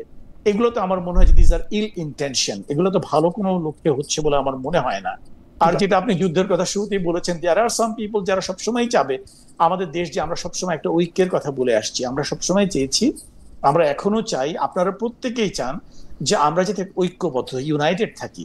এই জন্য সরকার ঐক্যমত্য কমিশনও গঠন করেছে। উদ্দেশ্যটা একটাই, আমাদের ভিতরে যখন একটা ডিভিশন তৈরি হবে, আমাদের যে পটেনশিয়াল এনিমি যারাই আছে তারা কিন্তু এটাকে এক্সপ্লয়েট করার চেষ্টা করবে। তো যখনই কেউ এই ধরনের কোনো রিউমার ছড়ায়, আমার সঙ্গত কারণে আমার মনের ভিতরে একটা প্রশ্ন আসে, হুম দে আর ট্রাইং টু হেল্প? তারা কি আমাদের বিভাজনটাকে বাড়ানোর চেষ্টা করছে? আর দে ট্রাইং টু হেল্প আমাদের যে কি বলে যে শত্রুপক্ষ যারাই হোক দেশের ভেতরে এবং বাইরে, তাদের পরে তারা কাজ করছে কিনা, এই প্রশ্নটা কিন্তু সঙ্গত কারণে মনের ভিতরে চলে আসে। ডক্টর ইউসুফ, আমি দুইটা বিষয়ে শুধু আপনার একটু কুইক মানে একটু মতামত জানতে চাই। একটা হচ্ছে যে আমরা কিন্তু দেখতে পাচ্ছি যে সেনাপ্রধান রাজনীতি থেকে বা ক্ষমতা থেকে নিজেকে দূরে রাখবেন এরকম একটা প্রতিশ্রুতি দিচ্ছেন, কিন্তু ঘটনা হচ্ছে তিনি কি রাজনীতি থেকে আসলে দূরে থাকতেছেন? তিনি বিভিন্ন রাজনৈতিক দলের সাথে কথা বলতেছেন, রাজনৈতিক দলের মুখপাত্রদের সাথে কথা বলতেছেন, তিনি মানে একটা কথা আছে না, অধিকার ছাড়িয়া দিয়া অধিকার রাখার মতো বিড়ম্বনা, এরকম একটা ইয়ার মধ্যে তো তিনি যুক্ত থাকতেছেন আসলে। মানে এইটা কেন, মানে আমরা কেন ডিজিএফআই কেও ইন্টারেস্ট নিতে দেখতেছি এই রাজনীতি নিয়ে? ওনারা তো ক্ষমতায় থাকবেন না, ডিজিএফআই এর কেন পলিটিক্যাল ইন্টারেস্ট নিতে হবে বা নিতে হচ্ছে কিনা? ডক্টর ইউসুফ। ওকে ফাইন, আপনার যে প্রশ্নটা হচ্ছে যে আপনি যেটা বললেন যে ক্ষমতা ছাড়িয়ে দিয়া তা অধিকার ধরে রাখার চেষ্টা করাটা, আচ্ছা চমৎকার একটা কথা বলেছেন। এখন প্রশ্নটা হচ্ছে যে পলিটিক্স বলতে আমরা আসলে মানে যেটা বোঝা যায় পলিটিক্স, এটা আমি আমার একটা বক্তব্যে অতীতেও বলেছি যে রাষ্ট্রের যে 4টা মৌলিক যে মানে এগুলো আছে, স্তম্ভ আছে, মানে ক্ষমতার স্তম্ভ, যেটা diplomacy, information, military and economy বলা হয়ে থাকে, this are the core instruments of national power. এই 4টা স্তম্ভের উপর কিন্তু একটা ন্যাশনাল পাওয়ার ডিপেন্ড করে।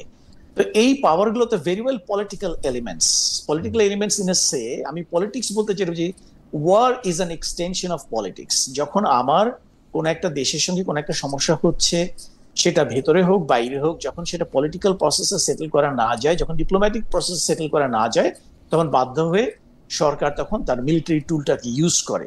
that means the military as an instrument of national power, they have to be fully aware of the political development within and outside of the country. So there is no harm in being politically aware. কিন্তু আপনি যেটা বলতে যাচ্ছেন বা যেটা অবশ্যই আপত্তিকর যে whether he is involved in a party politics, that's very important.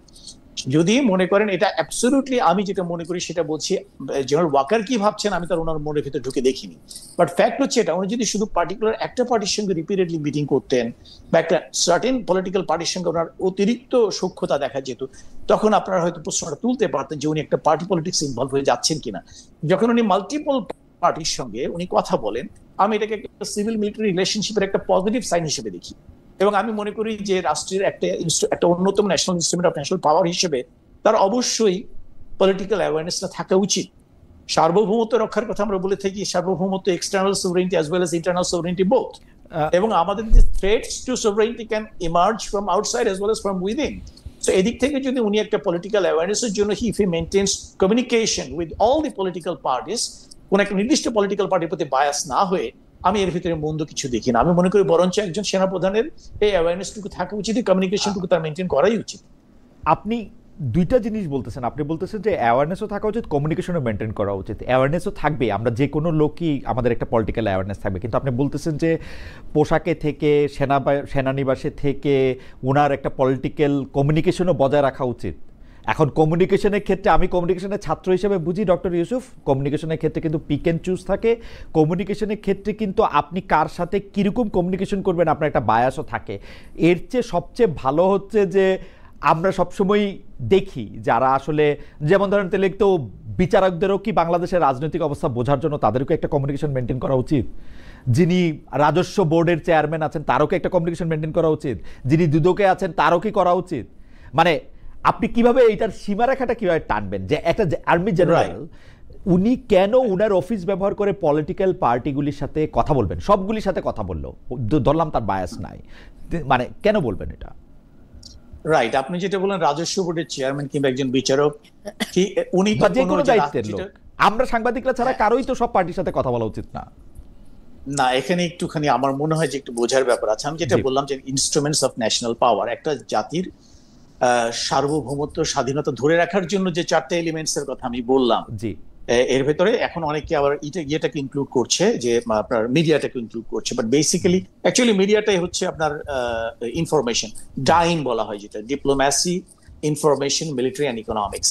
এই চারটা ইনস্ট্রুমেন্ট অফ ন্যাশনাল পাওয়ারকে যারা লিড করে তাদের তো অবশ্যই একটা সিনার্জিস্টিক ওয়েতে যাতে ন্যাশনাল পাওয়ারটা সুসংহত হয় এটাকে ইনশিওর করার জন্য তাদের mutual sort of talk, communication তো থাকাটাই বাঞ্ছনীয় বলে আমি মনে করি। আমি আবারও বলছি, war is an extension of politics. একজন সেনাপ্রধান যদি দেশের আভ্যন্তরীণ এবং বাইরের যে political development, geopolitical realities, emerging realities গুলো সম্পর্কে যদি উনি না জানেন বা কমিউনিকেশনে না থাকেন, it becomes very difficult for him to lead his troops in the war. So আমি ব্যক্তিগতভাবে মনে করি there is no harm in it if he continues communication with all the parties instead of just being biased towards one. এটা হচ্ছে আমার দৃষ্টিভঙ্গি। Doctor Yusuf, আপনাকে অনেক ধন্যবাদ। আমি একটু বেরিসের রাশনাই ম্যামের কাছে আসি।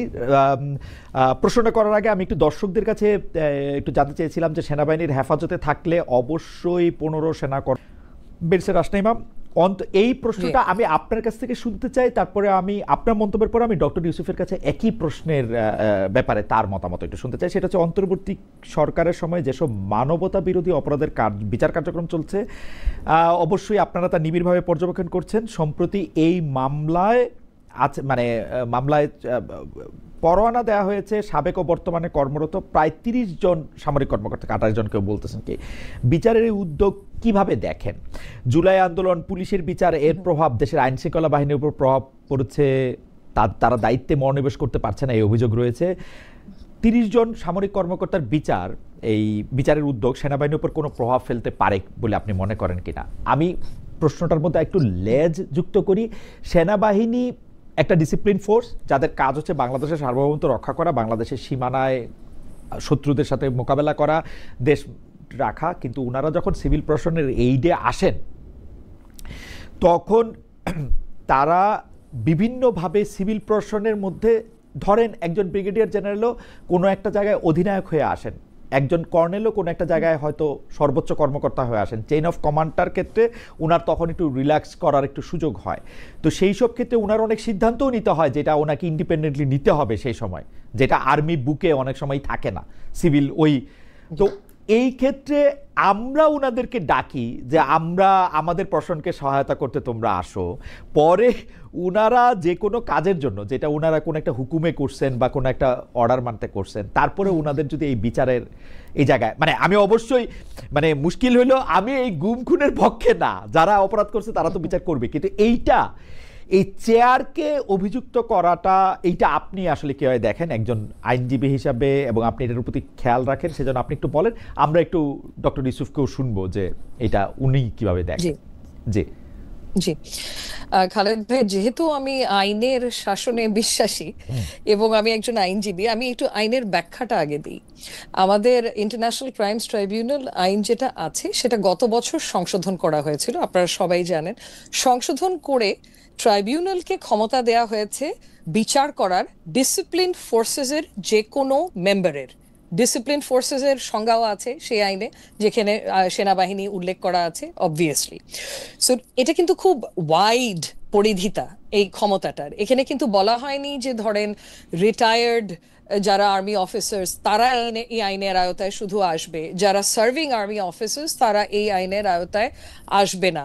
সো তার মানে পরিধিটা অত্যন্ত ওয়াইড, যে যে কোনো ডিসিপ্লিন ফোর্সের যে কোনো মেম্বার যদি মানবতা বিরোধী অপরাধ সংগঠন করে থাকে, সেক্ষেত্রে এই ট্রাইব্যুনালকে ক্ষমতা দেয়া হয়েছে এই সংশোধনীর মাধ্যমে তাদের বিচার করার। এন্ড আমার ধারণা এটার ভিত্তিতেই চিফ প্রসিকিউটর তার বক্তব্যটা করেছে যে এই আইনের অধীনে ওনাদের বিচার হবে। তো এই আইন নিয়েও কিছু কনসার্নস রেজ করা হয়েছে। তার মধ্যে একটা হয়েছে, আমাদের আইনের ভাষায় বলে প্রিজাম্পশন অফ ইনোসেন্স, যে ওনারা অভিযুক্ত হয়েছে, ওনারা তো এখনো কনভিক্টেড হয়নি, সেক্ষেত্রে ওনাদেরকে কি কোনো ধরনের কি বলবো শাস্তি দেয়া যাবে কিনা, এটা আরেকটা পয়েন্ট যে এই আইনটা কি আদৌ সাংবিধানিক কিনা, নাকি আমাদের সংবিধানের সাথে সামঞ্জস্যপূর্ণ না।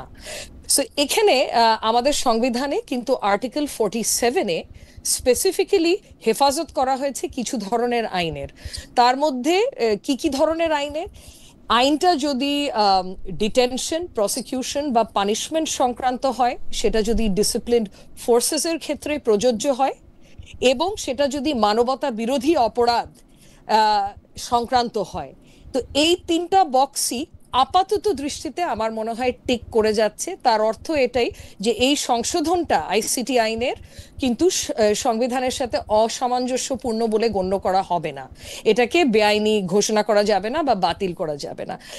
যদি এই ইন্টারপ্রিটেশন সঠিক হয়ে থাকে, সেক্ষেত্রে ওনাদের বিচার কিন্তু আইসিটির অধীনেই হওয়ার কথা। যদিও এটা নিয়ে এখনো কোনো ডিসাইসিভ কথা, মানে একটা কনফ্লিক্টের মানে একটু কনফ্লিক্টিং মনে হচ্ছিল যে প্রতিপক্ষ হিসেবে আইসিটি এবং সেনাবাহিনী অবস্থান নিচ্ছে, যেটা দেশের জন্য ওভারঅল একেবারেই ভালো হবে না। কারণ আমরা জানি এখানে অনেক ভেস্টেড কোয়ার্টার্স আছে যারা দেশকে অস্থিতিশীল করতে চাচ্ছে, যারা কোনো না কোনো অজুহাতে নির্বাচনকে পিছাতে চাচ্ছে, যারা সেনাবাহিনীকে অস্থিতিশীল করতে চাচ্ছে, এবং এই কোনোটাই দেশের জন্য ভালো হবে না। সো এখন আমার মনে হয় এই কনফ্লিক্টগুলো বা ধরেন ইন্টারপ্রিটেশনের যে কি বলবো জায়গা আছে, মিলিটারি আইন বলেন বা আইসিটি আইন বলেন, এগুলো কিন্তু ডায়ালগের মাধ্যমে, কমিউনিকেশনের মাধ্যমে সলভ করা যায়। সবকিছু কিন্তু এরকম স্পিল আউট করতে যে হবে জনগণের মাঝে, যাতে করে এই যে গুজব যারা ছড়াচ্ছেন, সেটা ইনফ্লুয়েন্সার বলেন, সার্টেন কোয়ার্টার্স বলেন, তাদেরকে আরো খোরাক দেয়া হয় এই গুজবগুলো ছড়ানোর, এটা হয়তো is not a good idea. মানে এটা কিন্তু ইন্টারনাল কমিউনিকেশন কোঅর্ডিনেশনের মাধ্যমে এগুলো ইজিলি অর্গানাইজ করা যাবে। কারণ আই থিঙ্ক আর্মি থেকে বক্তব্য এসছেন, অ্যাডজুটেন্ট জেনারেল উনি বক্তব্য দিয়েছেন যে যারা এই গুমের মতো একটা গুরুতর মানবতা বিরোধী অপরাধের সাথে সংযুক্ত আছে, তাদেরকে মানে কোনোভাবেই কোনো প্রোটেকশন দেবে না আর্মি, এবং আর্মি চাচ্ছেন ন্যায় বিচার এদের বিরুদ্ধে। এদের ইমাম, আমার একটা জায়গায় একটু প্রশ্ন আছে যে আপনার এই কথাটা মানে আমার কাছে মনে খুবই প্রণিধানযোগ্য, যে এটা আসলে জনগণের সামনে এটা আনাটা ঠিক হইল কিনা, এবং এটা নিয়ে আসলে নানা ধরনের কথাবার্তা বলা কারো জন্যই স্বাস্থ্যকর হইতেছে কিনা। কিন্তু আমি এইটা আসলে ডক্টর ইউসুফ থেকেই পুরো জানতে চাইবো, কিন্তু আপনার কাছে কি মনে হয়, যা আইসিটি তদন্ত করে বুঝতে পারলো উনারা গুম খুনের সাথে জড়িত ছিলেন, 5 আগস্টের পরে 1 বছরের বেশি সময়, 14 মাস 15 মাস পার হয়ে গেল, আর্মি জানতো না যে ওনারা গুম খুনের সাথে জড়িত ছিলেন কি ছিলেন না? আর্মির কোনো ইন্নার মেকানিজম নাই যে ওনারা এটা জানতে পারেন যে এই অফিসারটা আসলে মানবতা বিরোধী এই অপরাধে, গুমে খুনে বা অন্য কোনো অন্যায়ের সাথে জড়িত ছিল? আর্মিতে তো বেশিরভাগ আর্মিতে তো আমরা দেখছি যে পান থেকে চুন খসলে চাকরি চলে যায়। মানে স্ত্রীকে জোরে বকা টকা বা খারাপ ব্যবহার করছে, তার 2 মাস পরে সে একটা মেমো টেমো খায়, তার একটা অবস্থা খারাপ। মানে আর্মি তো একটা সাংঘাতিক ডিসিপ্লিন ফোর্স। 1 বছরের মাথায় আইসিটি জানানোর পর আর্মি জানলো যে এরা এই সাথে জড়িত ছিল। আপনার কাছে কি মনে হয়? জি, এখানে মানে আর্মি তো ওনারা তো শাসিত হয় মিলিটারি আইনের মাধ্যমে, এবং মিলিটারি আইনগুলো খতিয়ে দেখার সুযোগ অনেস্টলি আমার হয়নি। তো ওখানে গুমের মতো সুনির্দিষ্ট কোনো অভিযোগ বা অফেন্স, মানে অপরাধ আছে কি না বা কিভাবে আছে, এগুলো দেখার কিন্তু সুযোগ আমার হয়নি। তো অতএব আর্মি কেন করলো না, এটার হয়তো একটা মতামত আমার থেকে অনেক বেটার আমার সহবক্তা দিতে পারবেন। সো আমি আর সময় নষ্ট করব না। জি, আমি ডক্টর ইউসুফ থেকে শুনি। ডক্টর ইউসুফ, দুইটা বিষয়। একটা বিষয়, আমি আজকে আরেকটা অনুষ্ঠানে জুলকারনাইন স্যারকে শুনছিলাম, তিনি বলতেছেন যে এইসব গুম খুনের ব্যাপারে তারা তো, তিনি, তাসনিম খলিল, মুক্তাদুর রশিদ রোমিও সহ আরও যারা আছেন এগুলো নিয়ে কাজ করছেন, ডেলি স্যার, জামা ইসলাম, তাদের কথা বলতেছিলেন যে তারা এগুলো নিয়ে যখন কাজ করছেন তখন একটা জিনিস তিনি প্রশ্ন করতে চান যে চৌধুরী আলম সহ 2011-12 সালে যারা গুম হয়েছেন খুব, বা যাদের ইলিয়াস আলী, তাদের মামলাটার আগে কেন ব্রিগেডিয়ার আজমি এবং জনাব মীর, উনাদের মামলাটা কেন সামনে আনা হলো? মানে এটা প্রায়োরিটিটা কিভাবে ঠিক করা হয়েছে? আমি এইটা খালি একটু আপনার কাছে জানতে চাই। আর পাশাপাশি অবশ্যই জানতে চাই যে গুম খুন, মানবতা বিরোধী অপরাধের সঙ্গে যুক্ত থাকা আর্মি অফিসাররা এতদিন চাকরিতে কেমনে ছিলেন? তারা কি আইসিটির ওই পরোয়ানা দেখে তারা জানতে পারলেন যে হ্যাঁ এদের বিরুদ্ধে অভিযোগ হচ্ছে? এটা কি সম্ভব আসলে? ডক্টর ইউসুফ, আমি আপনার যে প্রশ্নগুলো, এর আগেও যে কয়েকটা কথা আপনি বলেছেন, প্রশ্ন তুলেছেন, সবগুলোর আমি একটা একটা করে উত্তর দেওয়ার চেষ্টা করবো। ফার্স্ট থিং, যে এতগুলো কেস থাকার পরও বিশেষ করে ব্রিগেডিয়ার আজমি এবং যার কথা বললেন তাদের কেসটা কেন সবার আগে কনসিডারেশনে আনা হচ্ছে? মানে আপনার কথার ইমপ্লাইড মিনিংটা আমি যেটা বুঝতে পারি, এটা কি ডেলিবারেটলি এই যে আসামিদের ভিতরে যারা সেনা সদস্য তাদেরকে সবার আগে বিচারের আওতায় আনার একটা উদ্যোগ কিনা, বা এটা হয়তো অনেকে প্রশ্ন তুলছেন।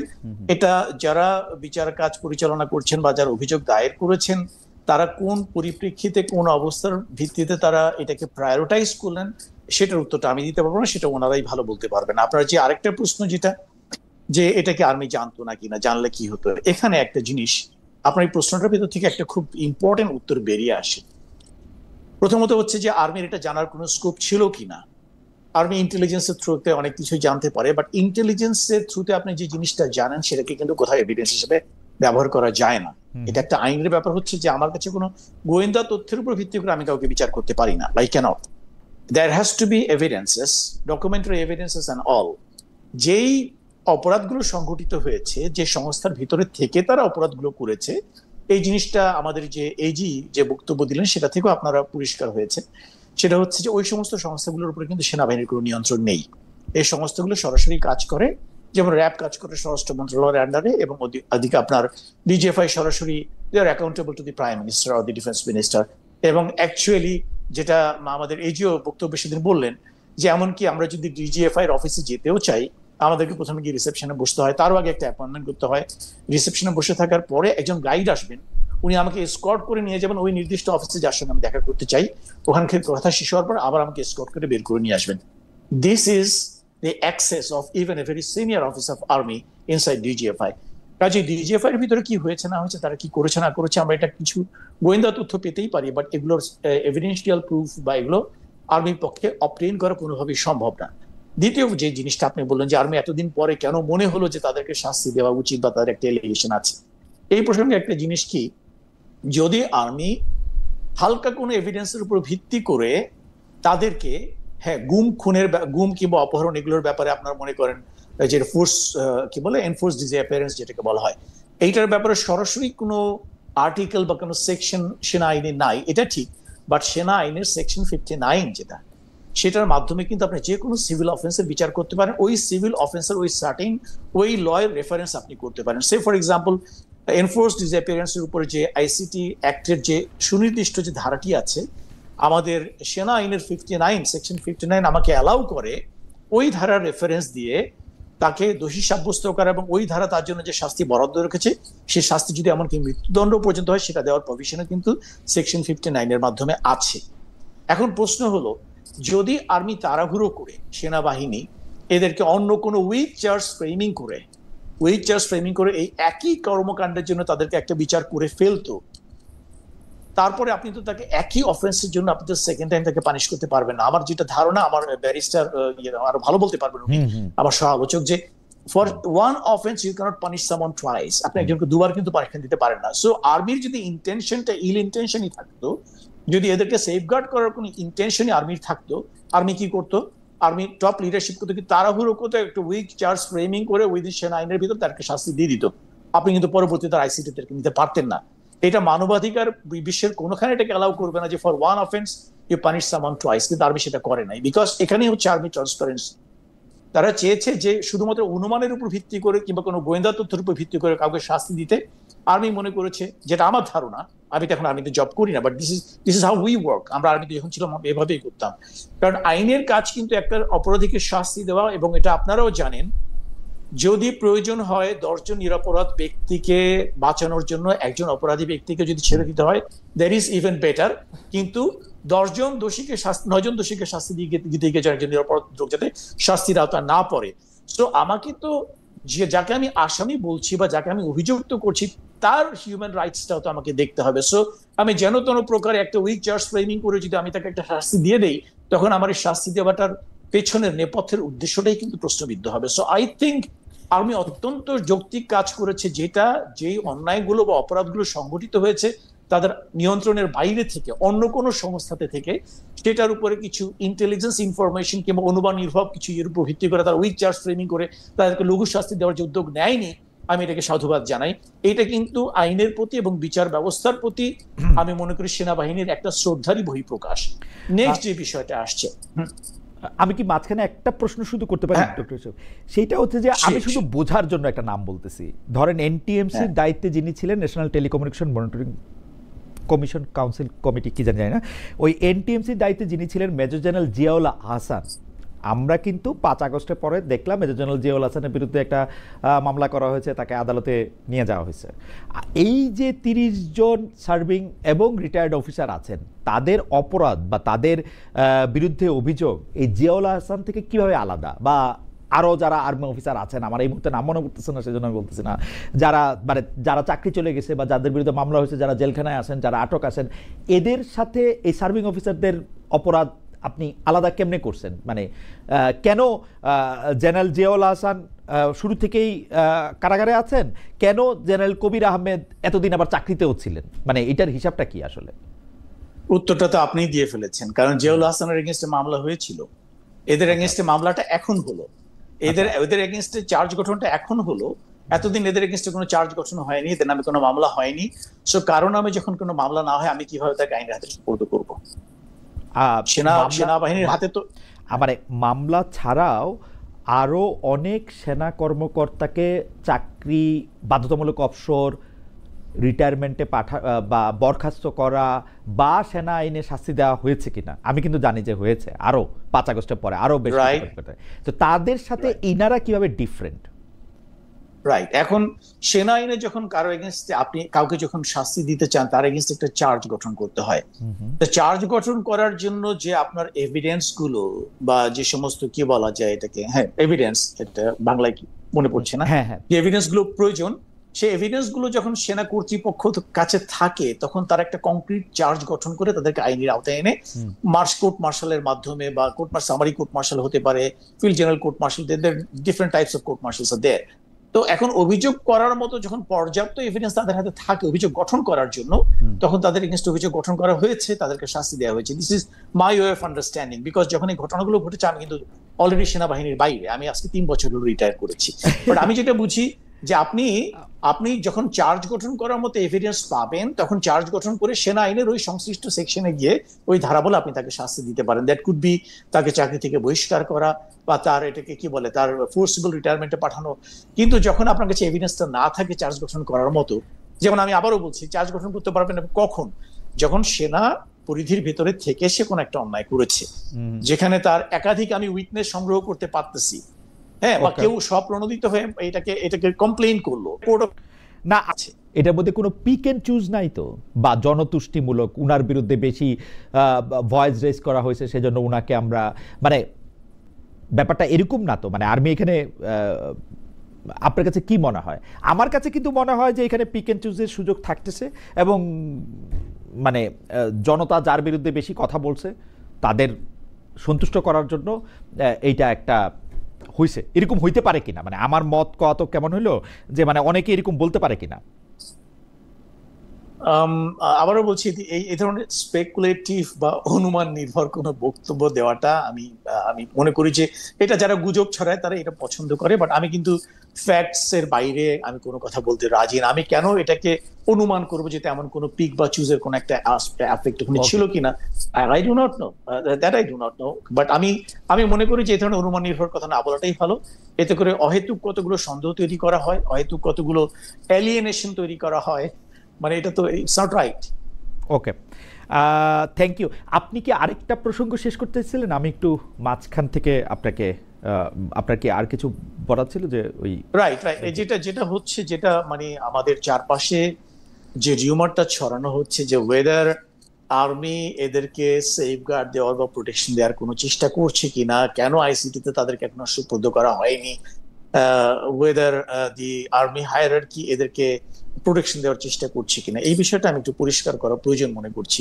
প্রথমত হচ্ছে যে এই ব্যাপারে কোনো রকমের সন্দেহের অবকাশ নেই যে 25 জনকে এই দুটো মামলার আওতায় যাদেরকে ইনিশিয়ালি অভিযুক্ত করা হয়েছে তাদের বিচার আইসিটির আন্ডারেই হতে হবে। কোর্ট মার্শালের মাধ্যমে এদের বিচার হওয়ার কোনো সুযোগ নাই। This is crystal clear. এটা নিয়ে আমার সহ আলোচক যিনি আছেন উনি আরো ভালো করে হয়তো বলতে পারবেন। এখানে রেট্রোস্পেক্টিভ ইফেক্ট বলে যে কথাটা বলা হয়, যেমন আমাদের সেনা আইনে কিন্তু মানে যখন একটা আইন মানে প্রণয়ন করা হয়, সে আইনের আগে ঘটে যাওয়া কোনো ঘটনার জন্য কিন্তু এই আইনের মাধ্যমে বিচার করা যায় না। কিন্তু একমাত্র আইসিটিতেই কিন্তু আইসিটি একটা সুযোগটা রয়েছে রেট্রোস্পেক্টিভ ইয়েতে, আপনি যে আজকে আইনটা প্রণয়ন করা হলো কিন্তু যে অপরাধের কথা আইনে বলা হলো সে অপরাধটা সংঘটিত হয়েছে আজ থেকে 20 বছর আগে, কিন্তু সেই বিচার অপরাধের জন্য কিন্তু আইসিটির আন্ডারে আপনি কিন্তু তার বিচার করতে পারবেন, কিন্তু সেনা আইনের আন্ডারে আপনি চেষ্টা করতে পারবেন না, বিকজ সেনা আইন যেদিন থেকে তৈরি হয় তার আগের কোনো অপরাধ সংঘটিত হলে সেটা ওই আইনের আওতায় বিচার করা যায় না। সো আমরা যদি সুবিচার প্রত্যাশা করি, অবশ্যই আমরা করি, সেই ক্ষেত্রে এই ব্যাপারে কোনো রকমের সন্দেহের অবকাশ নেই যে যাদেরকে সেনাবাহিনীর সদস্য যাদেরকে এখন ইয়ে করা হয়েছে, কনফাইন করে রাখা হয়েছে বা যাদেরকে অ্যাটাচ করে রাখা হয়েছে, আলটিমেটলি তাদের বিচারটা আইসিটিতেই হবে। এটা কোনো সামরিক আদালতে এটা বিচার হওয়ার কোনো সুযোগ নাই। এবং আমি দৃঢ়ভাবে বিশ্বাস করি যে সেনাবাহিনীর যে লিডারশিপ তারা ওই ধরনের কোনো কিছু চিন্তা ভাবনা করছে না।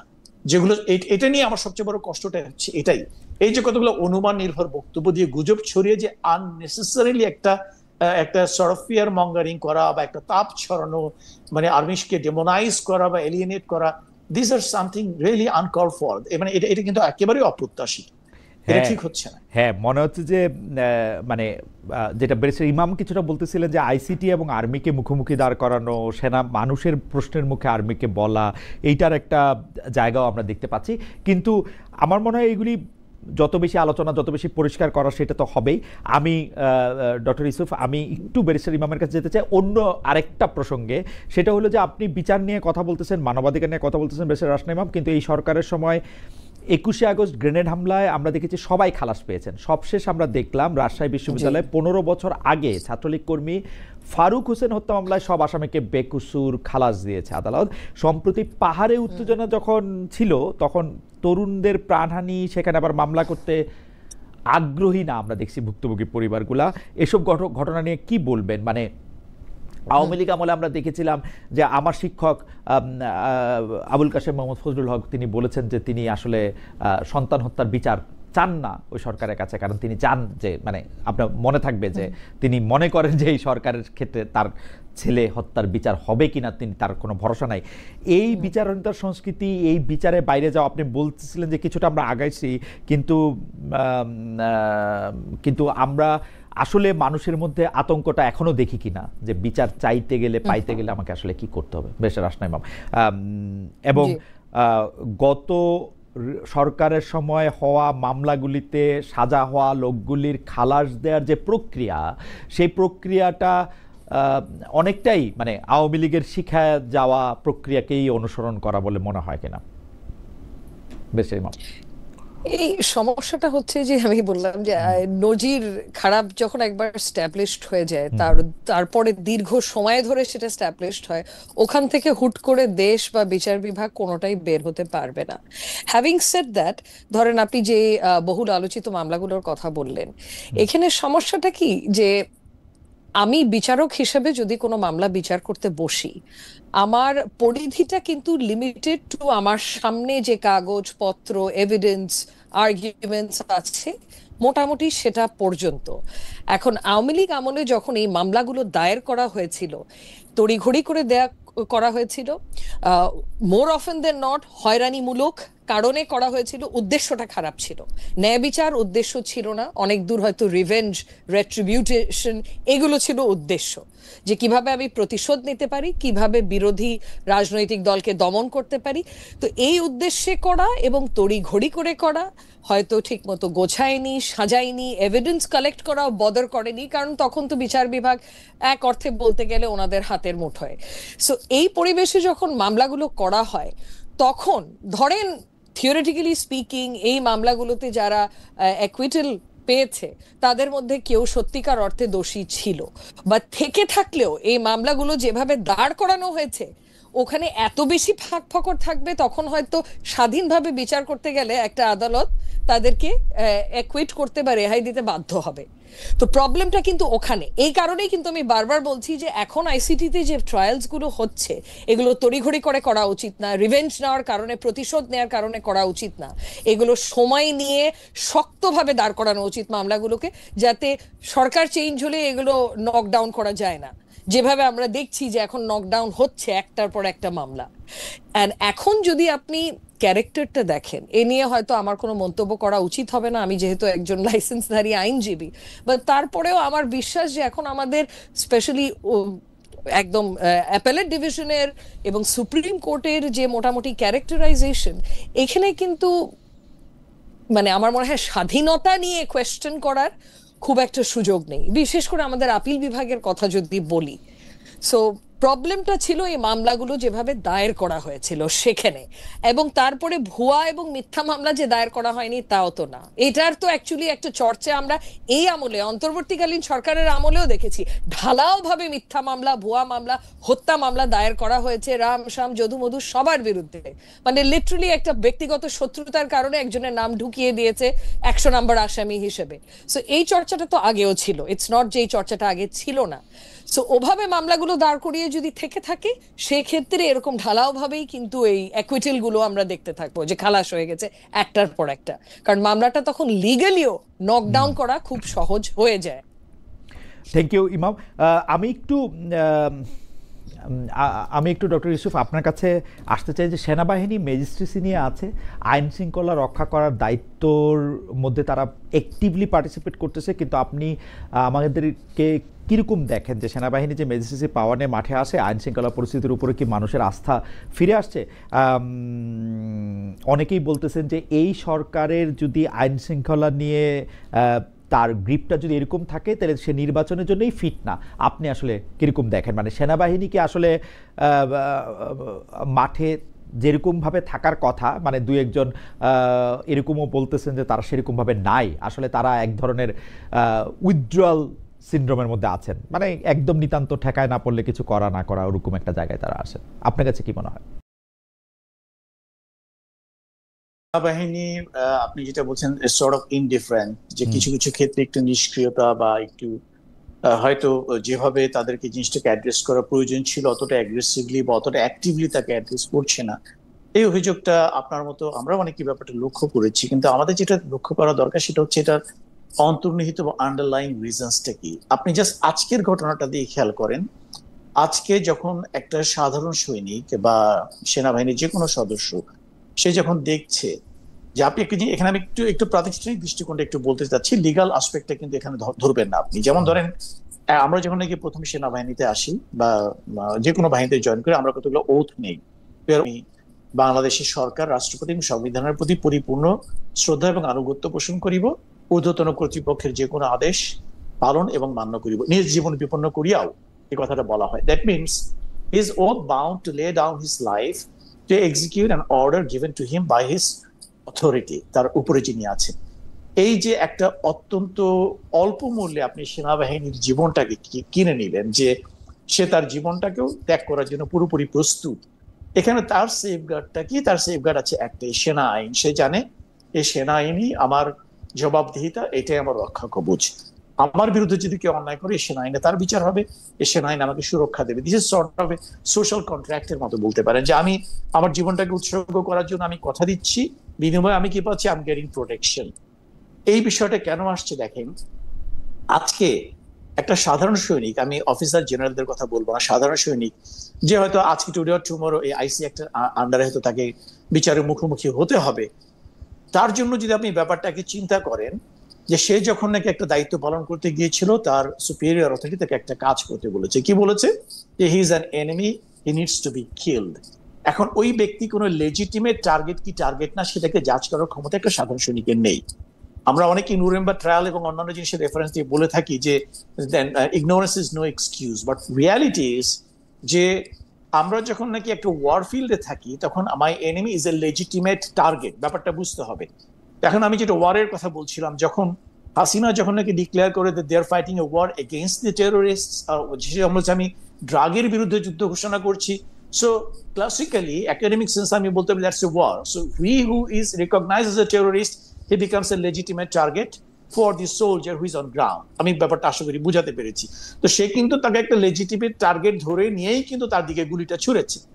আমি যদি এটা বলি, তাহলে সেই ক্ষেত্রে আজকে যখন তাকে আইসিটি মামলা তাকে অভিযুক্ত করা হচ্ছে, তাকে দোষী সাব্যস্ত করে শাস্তি দেওয়া হচ্ছে, এইটা for the rest of the people in the army, তাদের ভাবে কি এরপর থেকে তাকে যখনই কোনো আদেশ দেওয়া হবে কোনো একটা কাজ করার জন্য, সেইটার লিগাল ইমপ্লিকেশনস তাকে আগে চিন্তা ভাবনা করার চেষ্টা করবে। যে ছোটকালে আমরা যে কবিতাটা পড়েছি, charge of the light brigade, there is not to reason why, there is but to do or die, মানে you don't ask why, you just do it or you die. মানে এই ধরনের যে একটা প্রফেশনাল আর্মির যে অ্যাটিটিউডটা থাকার কথা, তখন আমাদের প্রত্যেকটা রেজিমেন্ট ইউনিটের ভিতরে প্রচুর লয়ার তৈরি হবে, ওখানে কোনো সোলজার থাকবে না, because everyone will try to interpret the order given to him from the higher up from legal perspective. এই যে একটা ক্ষতি হয়ে যাচ্ছে, এই যে আজকে যে জিনিসটা দেখতে পাচ্ছেন যে অনেক জায়গাতেই যেভাবে অ্যাক্ট করা প্রয়োজন ছিল প্রোঅ্যাক্টিভলি, ওইভাবে অ্যাক্ট করছে না, বিকজ প্রবাবলি তাদের মনের ভিতরে একটা ফিয়ার কাজ করছে, আজকে আমি এই কাজটা করতে গিয়ে পরবর্তীতে আবার কোন আইনে আমাকে ধরে ফেলা হয়, আমাকে আবার জেলে ঢুকিয়ে দেওয়া হয়। So this is probably acting as একটা বার, একটা ইয়ে হিসেবে কাজ করছে এখানে, একটা তাদের সাইকোলজিক্যাল একটা ফিয়ার হিসেবে কাজ করছে। আমার মনে হয় আপনার এই বক্তব্যের সাথে আমি পুরোপুরি বুঝতেও পারছি এবং আমি আসলে একমত পোষণ করি। আমি ব্যারিস্টার ইমামের কাছে একটু জানতে চাইবো যে ব্যারিস্টার ইমাম, আপনি সেনাবাহিনী ম্যাজিস্ট্রেসি পাওয়ার নিয়ে বাংলাদেশে থাকার পরে আপনি এটাকে কিভাবে দেখেন, এবং আপনি এই সেনাবাহিনী সহ যারা আইন শৃঙ্খলা রক্ষা করতে সাহায্য করতেছেন তাদেরকে ইলেকশনে ফিট মনে করেন কিনা, সামনের ইলেকশনের আইন শৃঙ্খলা রক্ষা করা? জি, ইনফ্যাক্ট এই ব্যাপারে তো খালেদ ভাই আমার একটা মোটামুটি শক্ত অবস্থান আছে। সামনে যে নির্বাচন আছে, এই নির্বাচনে সেনাবাহিনী মানে একেবারে অপরিহার্য, কারণ আমরা দেখেছি যে অন্তর্বর্তীকালীন সরকার কিন্তু আইন শৃঙ্খলার পরিস্থিতিটা পুরোপুরি নিয়ন্ত্রণে আনতে পারেননি, যে কারণে ম্যাজিস্ট্রেসি পাওয়ারটা দেয়া। এবং সেনাবাহিনীর আমি আশা করি যে ম্যাজিস্ট্রেসি পাওয়ারটা কন্টিনিউ করবে আপ আনটিল ইলেকশন, কারণ না হলে আমার মনে হয় না এই সরকার একটা ল অ্যান্ড অর্ডার বজিয়ে রাখতে পারবে নির্বাচনের সময়। সো একেবারে অপরিহার্য, আমার মনে হয় সেনাবাহিনীর ফুল সাপোর্ট আমাদের দরকার হবে। এবং যে কারণেই এসব ধরনের গুজবে মানে কান দেওয়া উচিত না, কারণ এটা দেশকে অস্থিতিশীল করবে, সেনাবাহিনীকে অস্থিতিশীল করবে এবং নির্বাচনকে কোনো না কোনো অজুহাতে পিছিয়ে দেবে, যেটা কারো জন্যই ভালো হবে না। তো তার জন্য আবারও আমি বলবো যে আমি আশা করছি যে ডায়ালগ এবং কমিউনিকেশনের মাধ্যমে আইসিটি, সেনাবাহিনী বা অন্তর্বর্তীকালীন সরকার এবং সেনাবাহিনী এদের মধ্যে একটা কমিউনিকেশন চ্যানেল যাতে খোলা রাখা হয়। কারণ আমি কিন্তু অনেক সার্কেল থেকে শুনতে পারছি যে অন্তর্বর্তীকালীন সরকারের সাথে সেনাবাহিনীর ঠিক ওপেন কমিউনিকেশন চ্যানেল নেই। হ্যাঁ, 100% রিলায়েবল সোর্সেস কত দূর আমি ঠিক জানি না, কিন্তু এটা অত্যন্ত আশঙ্কাজনক যদি একটা ওপেন কমিউনিকেশন চ্যানেল আমাদের এরকম একটা পরিস্থিতিতে সেনাবাহিনীর সাথে না থাকে।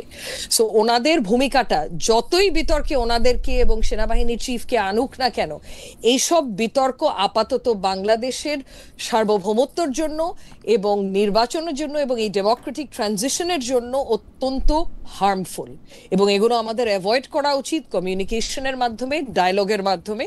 এবং এসব গুজব যারা ছড়ানোর চেষ্টা করছে এদেরকে যতভাবে পারা যায় সাইডলাইন করা উচিত, কারণ এদেরও উদ্দেশ্য ভালো হতে পারে না।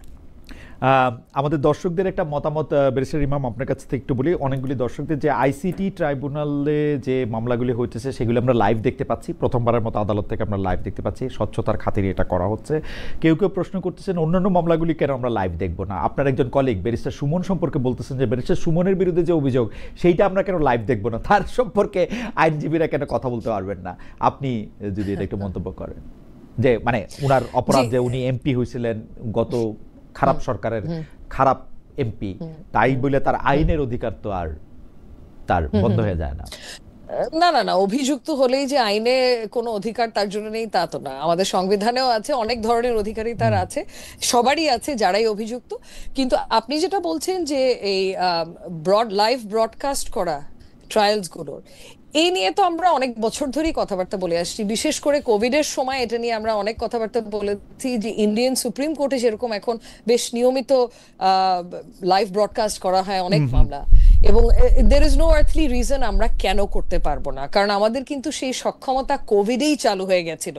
একটা হচ্ছে ভার্চুয়াল হিয়ারিং, দ্বিতীয়ত হচ্ছে ইভেন লাইভ ব্রডকাস্ট করা, এবং এখন যদি আইসিটি করতে পারে তাহলে কেন সুপ্রিম কোর্ট করতে পারবে না?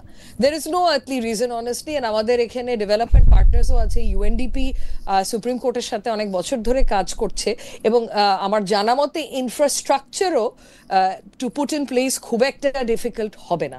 সো লাইভ ব্রডকাস্ট কিন্তু স্বচ্ছতাটা বাড়াবে, এই বিচার প্রক্রিয়াটাকে কিন্তু আরো জনগণের কাছে নিয়ে যাবে। তো মানে এটা অত্যন্ত গুরুত্বপূর্ণ, সকল ক্ষেত্রেই দরকার, মানে সকল ক্ষেত্রে, মানে বিশেষ করে আইসিটি বা সুপ্রিম কোর্ট, এবং বিশেষ করে যেগুলো বহুল আলোচিত মামলা। সেখানে সুমন সাহেবের মামলাটা আমার কোনো মতো বহুল আলোচিত মামলা বলে মনে হচ্ছে না, উনি হয়তো একটু পপুলার ইউটিউবার ছিলেন বলে দর্শক এসব কথা বলছে, বাট গুরুত্বপূর্ণ যে মামলাগুলো সত্যিকার অর্থে মিনিমাম তো সেটা দিয়ে আমরা পাইলট রান করতেই পারি। থ্যাংক ইউ ব্যারিস্টার ইমাম। আমি প্রায় শেষ দিকে চলে আসছি, কিন্তু আমাদের আমাদের প্রশ্ন ডক্টর ইউসুফ আপনার কাছে যে সাধারণত যেটা directorate general of field intelligence, যেটাকে আমরা ডিজিএফআই বলে চিনি, সেটা সরকার প্রধানের অধীনে থাকার কথা, কিন্তু ডিজিএফআইটা যেহেতু নেতৃত্ব দেন একজন সেনা কর্মকর্তা এবং সেটার মধ্যে বেশিরভাগ কর্মকর্তাই সেনা, বিমান বাহিনী বা নৌবাহিনী থেকে আসেন, সেই জন্য অনেকে বলে থাকেন যে এই ডিজিএফআইটাকে এখন পরিচালনা করতেছেন হচ্ছে সেনাপ্রধান। সেজন্য ডিজিএফআইয়ের সকল কার্যক্রমের দায় বা যদি তারা খারাপ করে থাকেন সেটার দায়ও সেনাপ্রধানের উপরে যাচ্ছে। আপনার কাছে কি মনে হয়, মানে ডক্টর ইউনূসের কাছে না জনাব ওয়াকারের কাছে ডিজিএফআই, এইটা আমি একটু বলবো। আরেকটা হচ্ছে যে অনেকেই বলে থাকেন যে ডক্টর ইউনূসের সাথে জেনারেল ওয়াকারের একটা খুবই খারাপ সম্পর্ক প্রথম থেকে বিদ্যমান, কারণ জেনারেল ওয়াকার যেহেতু এরকম বলেছেন যে আমি আসলে ডক্টর ইউনূসকে চাই না সরকার প্রধান হিসাবে, যেটা আমরা আবার আরেকজন রাজনীতিবিদের কাছ থেকে শুনছি, তো বা উপদেষ্টার কাছে শুনছি, তো সেইটা এখন কিরকম আপনি দেখেন? শেষ প্রসঙ্গ, ডক্টর ইউনূস এবং জেনারেল ওয়াকারের সম্পর্ক ডিজিএফআই আসলে কে নিয়ন্ত্রণ করতেছেন? আর আমার সম্পর্কে, আপনাদের এই অনুষ্ঠানে আসার পরে আমার সম্পর্ক আমি একটু মানে আমাকে যে কথা একটা ভদ্রলোক বারবার বলতেছেন, ওনার নামে এক কনসার্ন সিটিজেন, তিনি বলতেছেন যে জেনারেল ওয়াকার আপনাকে কয়টা প্যাকেট পাঠিয়েছেন খালেদ মহিউদ্দিন, বলার সৎসাহস কি আছে? জি আছে, একটাও না। Thank you. আমি একটু ডক্টর ইউসুফ আপনার কাছে একটু জানতে চাই। আচ্ছা, আপনার দ্বিতীয় প্রশ্নটা মনে পড়ছে যে আপনি বলছিলেন যে the relationship between the chief, army chief, আর হ্যাঁ প্রথমটা বলেছেন ডিজিএফআই কি নিয়ন্ত্রণ করছে। ডিজিএফআই কে নিয়ন্ত্রণ করছে এটা আপনি এর উত্তর আপনি আমার কাছ থেকে কিভাবে আশা করছেন? মানে ডিজিএফআই তো একটা secret organisation, they are suppose to work very quietly and secretly. Ideally they are suppose to historic ভাবে মানে আমি যতটুকু বুঝি যে গঠনতন্ত্র অনুসারে উনার শুধু সরকার প্রধানকে নিয়ন্ত্রণ মানে রিপোর্ট করার কথা, কিন্তু এই ক্ষেত্রে বারবার বলা হচ্ছে যে ডিজিএফআই কে নিয়ন্ত্রণ করতেছে সেনা প্রধান। মানে এইটা কি বাস্তবে সম্ভব কিনা, এটাই আমি শুধু আপনার কাছ থেকে কি মনে হয় সেটা জানতে চাইছিলাম। না, আমার প্রশ্ন হচ্ছে যে যারা এই কথাটা বলছেন, যদি ডিজিএফআই কে সেনাপ্রধান কন্ট্রোল করেই থাকতেন, জাস্ট হাইপোথেটিক্যালি আমি বলি, তাহলে প্রফেসর ইউনুস, ডক্টর ইউনুস এটাকে মেনে নেবেন কেন? Because DGFI is his baby. এটা তো ওনার মেনে নেওয়ার কথা না। কাজে যারা ছড়াচ্ছেন, কেন ডক্টর ইউনুস কি কখনো বলেছেন কাউকে, কোনো পাবলিক বিবৃতি দিয়েছেন যে ডিজিএফআই আমার কথা শুনে না, ওরা জেনারেল ওয়াকারের কাছে যাচ্ছে? উনি কখনো বলেননি। এই কথাগুলো speculative remarks. This is what I am saying from the very beginning. এই যে কতগুলো অনুমান নির্ভর কতগুলো জিনিস ছড়ানো হয় যে ডিজিএফআই ইজ ভেরি ওয়েল, এটা প্রধান উপদেষ্টা, এটা যখন নাকি দেশে প্রধানমন্ত্রী থাকেন তখন প্রধানমন্ত্রীর নিয়ন্ত্রণে থাকে ডিজিএফআই এই সংস্থাটা। তারপরে সিমিলারলি যেরকম এনএসআই ডিজিএফআই দুটোই আপনার প্রধান আন্ডারে থাকে। আর্মি সেনাপ্রধানের আন্ডারে থেকে আর্মি সিকিউরিটি ইউনিট নামে একটা অর্গানাইজেশন, উইচ ইজ এটা পুরোপুরি একটা আর্মিদের অর্গানাইজেশন, এটা ইন্টারনাল সিকিউরিটি এনশিওর করার জন্য। এখন যারা এই গুজবটা ছড়াচ্ছেন তারাই উত্তর দিক, তাদের কাছে কি প্রমাণ আছে? ডক্টর ইউনুস কি কোনোদিন অভিযোগ করেছেন যে উনি কোনো নিয়ন্ত্রণ করতে পারছেন না, ডিজিএফআই ওনার কথা শোনেন না, এমন কোন অভিযোগ উনি করেননি? আমরা এই স্পেকুলেটিভ রিমার্কস গুলো কেন করছি? এক নম্বর। 2 নম্বর হচ্ছে যে দূরত্বের কথাটা যেটা বলা হচ্ছে, দুটো যে সেনা লিডারশিপের সঙ্গে আর্মি লিডারশিপের সঙ্গে দেশের পলিটিক্যাল লিডারশিপের বা যে এখন যে অন্তর্বর্তী সরকারের কোনো দূরত্ব আছে কিনা, সত্যি কথা বলতে কি on the face of it আমার তো মনে হয় না কোনো দূরত্ব আছে। যদি ইমপ্লাইড কোনো অ্যাকশন বা কোনো কিছু দেখে মনে হয় যে ওনাদের কথার ভিতরে কোনোখানে কারো মনে হয় যে এখানে সমন্বয়হীনতা প্রকাশ পাচ্ছে, তো সমন্বয়হীনতা যেটা হয় আপনার, আমি যেটা মনে করি, ডক্টর ইউনুস বিং এই মুহূর্তের রাষ্ট্রের প্রধান ব্যক্তি হিসেবে, সরকার প্রধান হিসেবে, ওনাকে অনেকগুলো পোর্টফোলিও দেখতে হয়, অনেকগুলো। তার ভিতরে ছোট্ট একটা হচ্ছে আপনার মনে করেন প্রতিরক্ষা বা মনে করেন আর্ম ফোর্সেস। তো এখন আমরা সাধারণত যেটা দেখে থাকি, ওনাকে তো প্রত্যেকটা মন্ত্রণালয়, প্রত্যেকটা উপদেষ্টা, প্রত্যেকটা সংস্থাকে ওনাকে সময় দিতে হয়।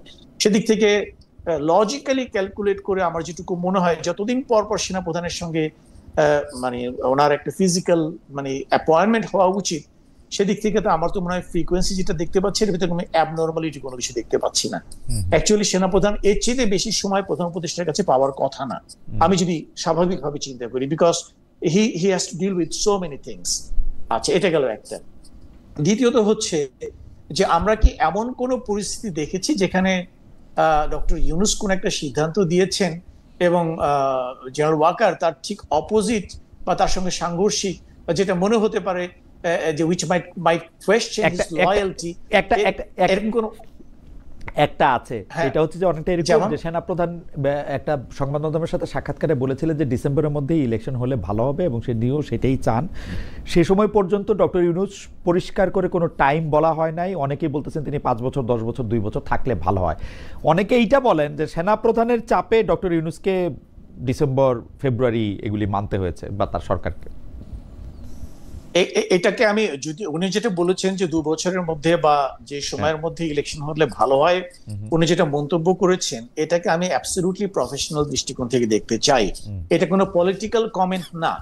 আমি নিজেও একজন এক্স রিটায়ার্ড মিলিটারি অফিসার হিসেবে আমরা যেটা ফিল করছি প্রতিটা দিন, যত বেশি দিন আমার একটা সৈনিক, যে দায়িত্বটা তার না, আইন শৃঙ্খলা রক্ষাকারী বাহিনী কিন্তু সেনাবাহিনী না। আমরা কিন্তু ওই যে যেটাকে বলে ব্ল্যাঙ্ক ফায়ার করার কিন্তু আমাদের কথা না, we should to kill. This is what is suppose to be the role of army. কিন্তু আর্মি কিন্তু দেশের বহিঃশত্রুর এগেইনস্টে ফাইট করার কথা। সে যখন এক বুলেট একটা গুলি করে এক শত্রুকে ফেলে দিবে, কিন্তু এখানে তাকে ডিল করতে হচ্ছে দেশের জনগণের সঙ্গে, যেটা কিন্তু আপনার বেসিক্যালি পুলিশের করার কথা। পুলিশ আজকে যেহেতু ইনএফেক্টিভ অবস্থাতে আছে, তাই সেনাবাহিনীর সাহায্যটা আমরা এখানে নিচ্ছি। কিন্তু আমরা যেটা দেখতে পাচ্ছি, সেনাবাহিনী যত বেশি দিন আপনার ক্যান্টনমেন্টের বাইরে থাকে, তাদের ভিতরে কিছু পলিউশন ঢুকে যায়, যেগুলো আদারওয়াইজ সেনাবাহিনীর কালচারে নেই। যে দুর্নীতি বা অন্যান্য যে জিনিস আমরা দেখতে পাচ্ছি, আপনারাও দেখতে পাচ্ছেন, 2-1 অফিসার কিংবা বিভিন্ন জায়গাতে দুর্নীতি প্রতীকে তারা ধরা পড়ছে। এটা কিন্তু সিনিয়র লিডারশিপের জন্য একটা বিগ কনসার্ন। তারা সবসময় চাইবে যে যত কম এদেরকে বাইরের সোসাইটিতে এক্সপোজ রাখা যায়, ততই আমাদের সেনাবাহিনীর জন্য মঙ্গল। সেই দিক থেকে উনি বলতে পারছেন যে 2 বছরের মধ্যে ইলেকশনটা হয়ে গেলে ভালো হয়, ইন এ সেন্স যে I would like to shorten the time my people remains exposed to the civil society. That is the purpose. এটা কোনো পলিটিক্যাল রিমেন্সিশন আমি দেখছি না। This is absolutely a professional view. Doctor Yusuf আপনাকে ধন্যবাদ।